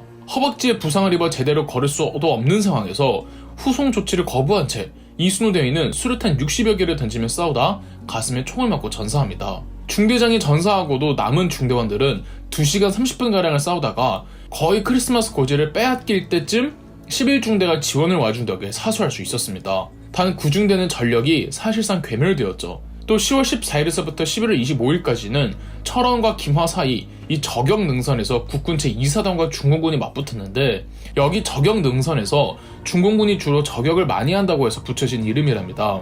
철의 삼각지대 중 한 곳이었죠. 철의 삼각지대는 휴전회담을 우리 쪽에게 유리하게 이끌고 가기 위해서 가급적 많은 성과를 내야만 했어요. 그래서 격전지가 될 수밖에 없었는데, 이 저격 능선 전투에서도 아군 측 5,000명 정도의 사상자와 중공군 14,000 정도의 사상자를 낸 치열한 전투였는데, 정작 전투가 다 끝나고는 전투 전 전세와 큰 차이가 나질 않았죠. 1951년 7월 첫 휴전회담을 가진 뒤로 1년 넘게 포로 송환 문제와 고지전으로 도돌이표 마냥 반복되는 순환에 모두가 지쳐갈 때 1953년 3월 소련의 스탈린이 죽습니다. 휴전을 질질 끌고 가려고 했던 스탈린이 죽자 소련과 중국은 휴전회담에 박차를 가하면서 일이 일사천리로 흘러갑니다. 가장 핵심 골자였던 포로 송환 문제도 일단 고향으로 가고 싶어하는 포로들을 먼저 고향으로 다 보내주고, 남은 포로들은 중립국으로 이송한 뒤 그곳에서 남한과 북한 중 희망하는 곳을 선택할 수 있도록 해주었습니다. 결국 유엔 측 주장대로 자유 송환 방식이 채택된 거죠.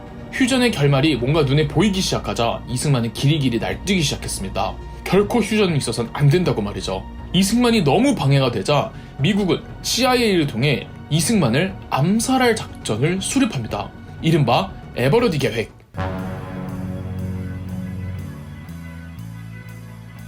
(1952년) 미국의 대통령은 트루먼에서 아이젠하워로 바뀌어 있었습니다. 아이젠하워는 트루먼보다 더 강력하게 한국전쟁 종결을 내세우려고 했기에 이승만을 벼르고 있었죠. 이승만은 유엔군이 나가면 국군만으로라도 전쟁을 계속하겠다고 입장을 내보였고요. 1953년 5월 미 8군 단장 맥스웰 타일러는 이승만을 암살하고 미국의 협조적인 정부를 한국에 수립한다는 작전명 에버레디를 세웠고, 유엔군 총사령관 마크 클라크가 승인합니다. 거의 모든 준비를 마치고 실행 타이밍만 보는 시점에서 이승만이 재무덤을 팠는데요. 1953년 6월 이승만 대통령이 거제 포로 수용소에 있는 반공포로들을 유엔군 모르게 석방시켜준 겁니다. 이게 그 유명한 이승만 대통령의 반공포로 석방 사건입니다. 석방이 아니라 엄밀히 말하면 포로들이 탈출할 수 있도록 수용소를 지키던 한국 경찰들과 군인들이 길을 열어주었죠. 약 3만 명 정도의 반공포로가 탈출했다고 합니다. 가뜩이나 포로 문제로 예민하다가 겨우 합의점을 찾았는데 양측 허가도 없이 이승만이 그냥 포로를 풀어준 겁니다. 아이젠하워 대통령은 자다가 일어났다고 하며 영국의 처칠은 아침에 면도를 하다가 소식을 듣고 배웠다고 합니다. 더는 안 되겠다 싶은 미군에선 CIA와 같이 에버레디 계획을 실행하려고 했습니다. 미군과 CIA에선 백선엽 장군을 차기 대통령으로 세우려고 했죠. 정말 이승만이 끝장날 뻔했던 그때 아이젠하워 대통령과 미국 고위 의원들이 암살은 가급적 지양하자는 방침에 따라 에버레디 계획은 무산되었습니다. 그래도 이승만이 미국과 대립하려는 사람이 아니고 미국이 잘 달래면 얼마든지 통제할 수 있다고 생각했죠. 미국은 이승만을 죽이기보다는 달래기로 합니다. 아이젠하워가 중재의 신이거든요. 이 아이젠하워 대통령은 국무부 차관보 월터 로버트슨을 한국으로 급파합니다. 월터 로버트슨은 이승만을 만나 전쟁이 끝이 난다고 걱정할 필요가 없으며 휴전 협정을 맺고 난 뒤에도 국군의 육해공군 군사력 강화에 협조할 것이며 2억 달러의 경제 원조와 미국이 한국의 안전을 꼭 보장해주겠다는 한미 상호 방위 조약을 조건으로 이승만을 겨우겨우 설득시켰습니다.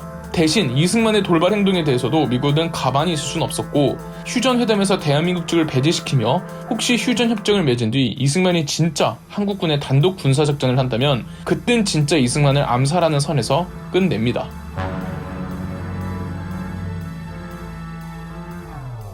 양측이 참 지긋지긋한 게 휴전협정에 박차를 가하자 역설적으로 그간 소강 상태에 있던 고지전에서 전투가 더 치열해집니다. 이제 진짜 휴전이 체결될 것 같으니 그 직전까지는 서로가 단 한 개의 고지라도 빼앗고 한 치의 고지라도 뺏기지 않으려고 했던 겁니다. 1953년 6월부터 북한 쪽 강원도 김화군의 금성천 일대가 치열한 전장이 됩니다. 이때까지만 해도 금성천은 국군의 점령지였죠. 1953년 6월 10일 공격해온 중공군의 마지막 공세에 금성천 일대를 사수하던 국군 제5사단이 5일을 싸운 끝에 6월 15일 중공군 1만여 명을 사살하면서 방어에 성공했습니다. 이후엔 공군의 폭격기들도 공중 화력 지원으로 크게 활약을 했고요. 우리도 공격할 땐 공격을 해야죠. 6월 22일 국군이 강원도 양구군의 M1 고지를 탈환합니다. 그 주력은 신생사단이었던 국군 제20사단이었는데요. 12일간 국군 측이 18번을 성공하고 중공군이 22번을 성공하면서 M1 고지가 16번이나 주인이 바뀌었습니다. 얼마나 처절한 전투였는지 감이 오시나요? 이토록 처절한 전투를 거쳐 신생사단이었던 국군 제20사단이 잘 싸워준 덕에 M1 고지를 빼앗는 데 성공합니다. 단 강원도 고성에 있는 351 고지는 북한군의 기습으로 인해 국군 제15사단이 분투했으나 6월 25일 빼앗기고 말았습니다. 싸운다면 더 싸울 수 있었는데 제15사단의 사단장 최영희 소장은 적은 병력으로 무리하게 싸우다가는 아군 측 피해만 커질 뿐이라며 351 고지를 내어주었죠. 7월 6일부터 11일까지는 중공군이 철원에 화살머리 고지를 빼앗으러 다시 공격해 왔는데요. 당시 화살머리 고지에는 국군 제2사단이 있었습니다. 중공군이 이 주특기가 야습이잖아요. 김웅수 사단장이 중공군의 주특기인 야습을 역이용해서 우리가 야습을 감행해 빼앗겼던 전초기지들을 다시 탈환해내며 방어에 또 승리합니다. 2차 화살머리 고지 전투에서도 사수한 결과 철원이 대한민국 영토로 확실하게 편입될 수가 있었죠.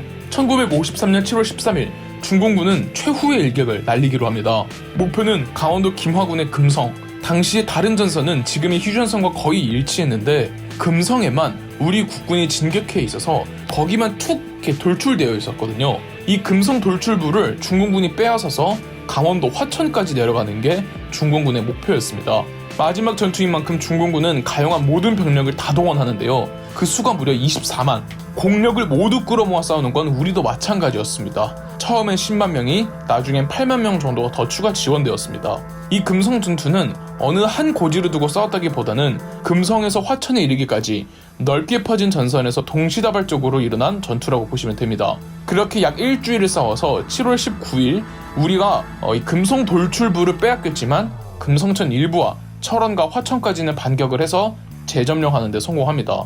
이 마지막 금성 전투로 지금의 강원도 철원 화천 국경지대가 확정된 거죠. 금성 전투로 1만 4천 명의 사상자가 나왔고 중공군은 6만 6천 명의 사상자가 나왔습니다. 기록에 따라 더 많았을 거라 추정하기도 합니다. 아군과 적군 다 합쳐서 일주일간 8만 명이 넘는 사상자가 나왔습니다. 한국전쟁의 막을 내리는 가장 비극적인 전투였죠.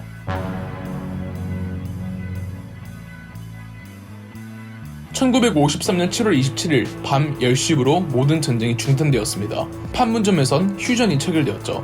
정전협정문에는 북한 측 김일성, 중공군 측 팽더화이 사령관, 유엔군 측 미국 육군대장 클라크 사령관이 서명을 했고 한국 측 이승만 대통령은 서명에 참여하지 못했습니다. 정전협정문에 따라 휴전선, 비무장지대, 군사분계선이 그어졌고 이로써 6.25 한국전쟁이 끝이 납니다. 국방부 군사 펜튼 연구소에 따르면 3년간의 6.25 전쟁간 6회 공군 다 포함해서 국군은 14만 명이 전사했고 2만 4천 명이 실종, 45만 명이 부상을 당했으며 약 8천 명의 포로가 나왔습니다. 민간인의 경우 24만 명이 사망했으며 기타 학살, 부상, 납치, 행방불명 등을 조사했을 때 공식적으로는 99만 명의 인명 피해를 봤다고 하나 실제로는 더 되겠죠. 유엔군은 전투부대로 미국, 영국, 호주, 네덜란드, 캐나다, 뉴질랜드, 프랑스, 필리핀, 터키, 태국, 남아공, 그리스, 벨기에, 룩셈부르크, 에티오피아, 콜롬비아 등 16개국이 참전하였으며 의료지원국으로 스웨덴, 인도, 덴마크, 노르웨이, 이탈리아 등 4개국이 지원해 주었습니다. 전사자가 제일 많은 국가는 역시 미국이었고 미군 3만 명이 전사했습니다. 영국은 파견한 5만 6천 명 중 1,000명이 전사했고 2만 6천을 보낸 캐나다가 500명 전사, 2만 명을 보낸 터키가 960명 전사였습니다.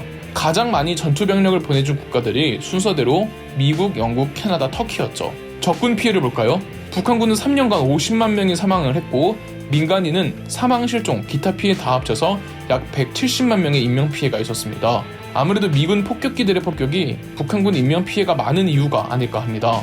중공군은 처음 압록강을 도강에 투입될 때는 20만 명이었지만 한국전쟁 다 통틀어서 최대 규모였을 때가 122만 명, 이 중 11만 명이 전사를 했고 부상과 행방불명 다 포함하면 약 36만 명의 인명피해를 봤습니다. 소련은 주로 장비적인 지원과 장교들을 파견했기에 인명피해는 300명 정도, 항공기는 300여 대를 손실했다고 합니다. 이토록 끔찍했던 한국전쟁은 이렇게 끝이 나서 오늘에까지 영향을 주고 있답니다. 너무 익숙해서 무뎌진 6.25 전쟁 또한 우리가 늘 잊지 말아야 할 역사 중 하나입니다. 그럼 역사 돋보기였습니다. 저희 역사 돋보기가 멤버십 가입을 시작했습니다. 멤버십 가입을 해주신 분들 덕분에 영상 제작에 큰 도움이 되고 있습니다. 감사합니다. 영상 재미있으셨다면 구독과 좋아요, 알림 설정까지 해주시면 감사드리겠습니다.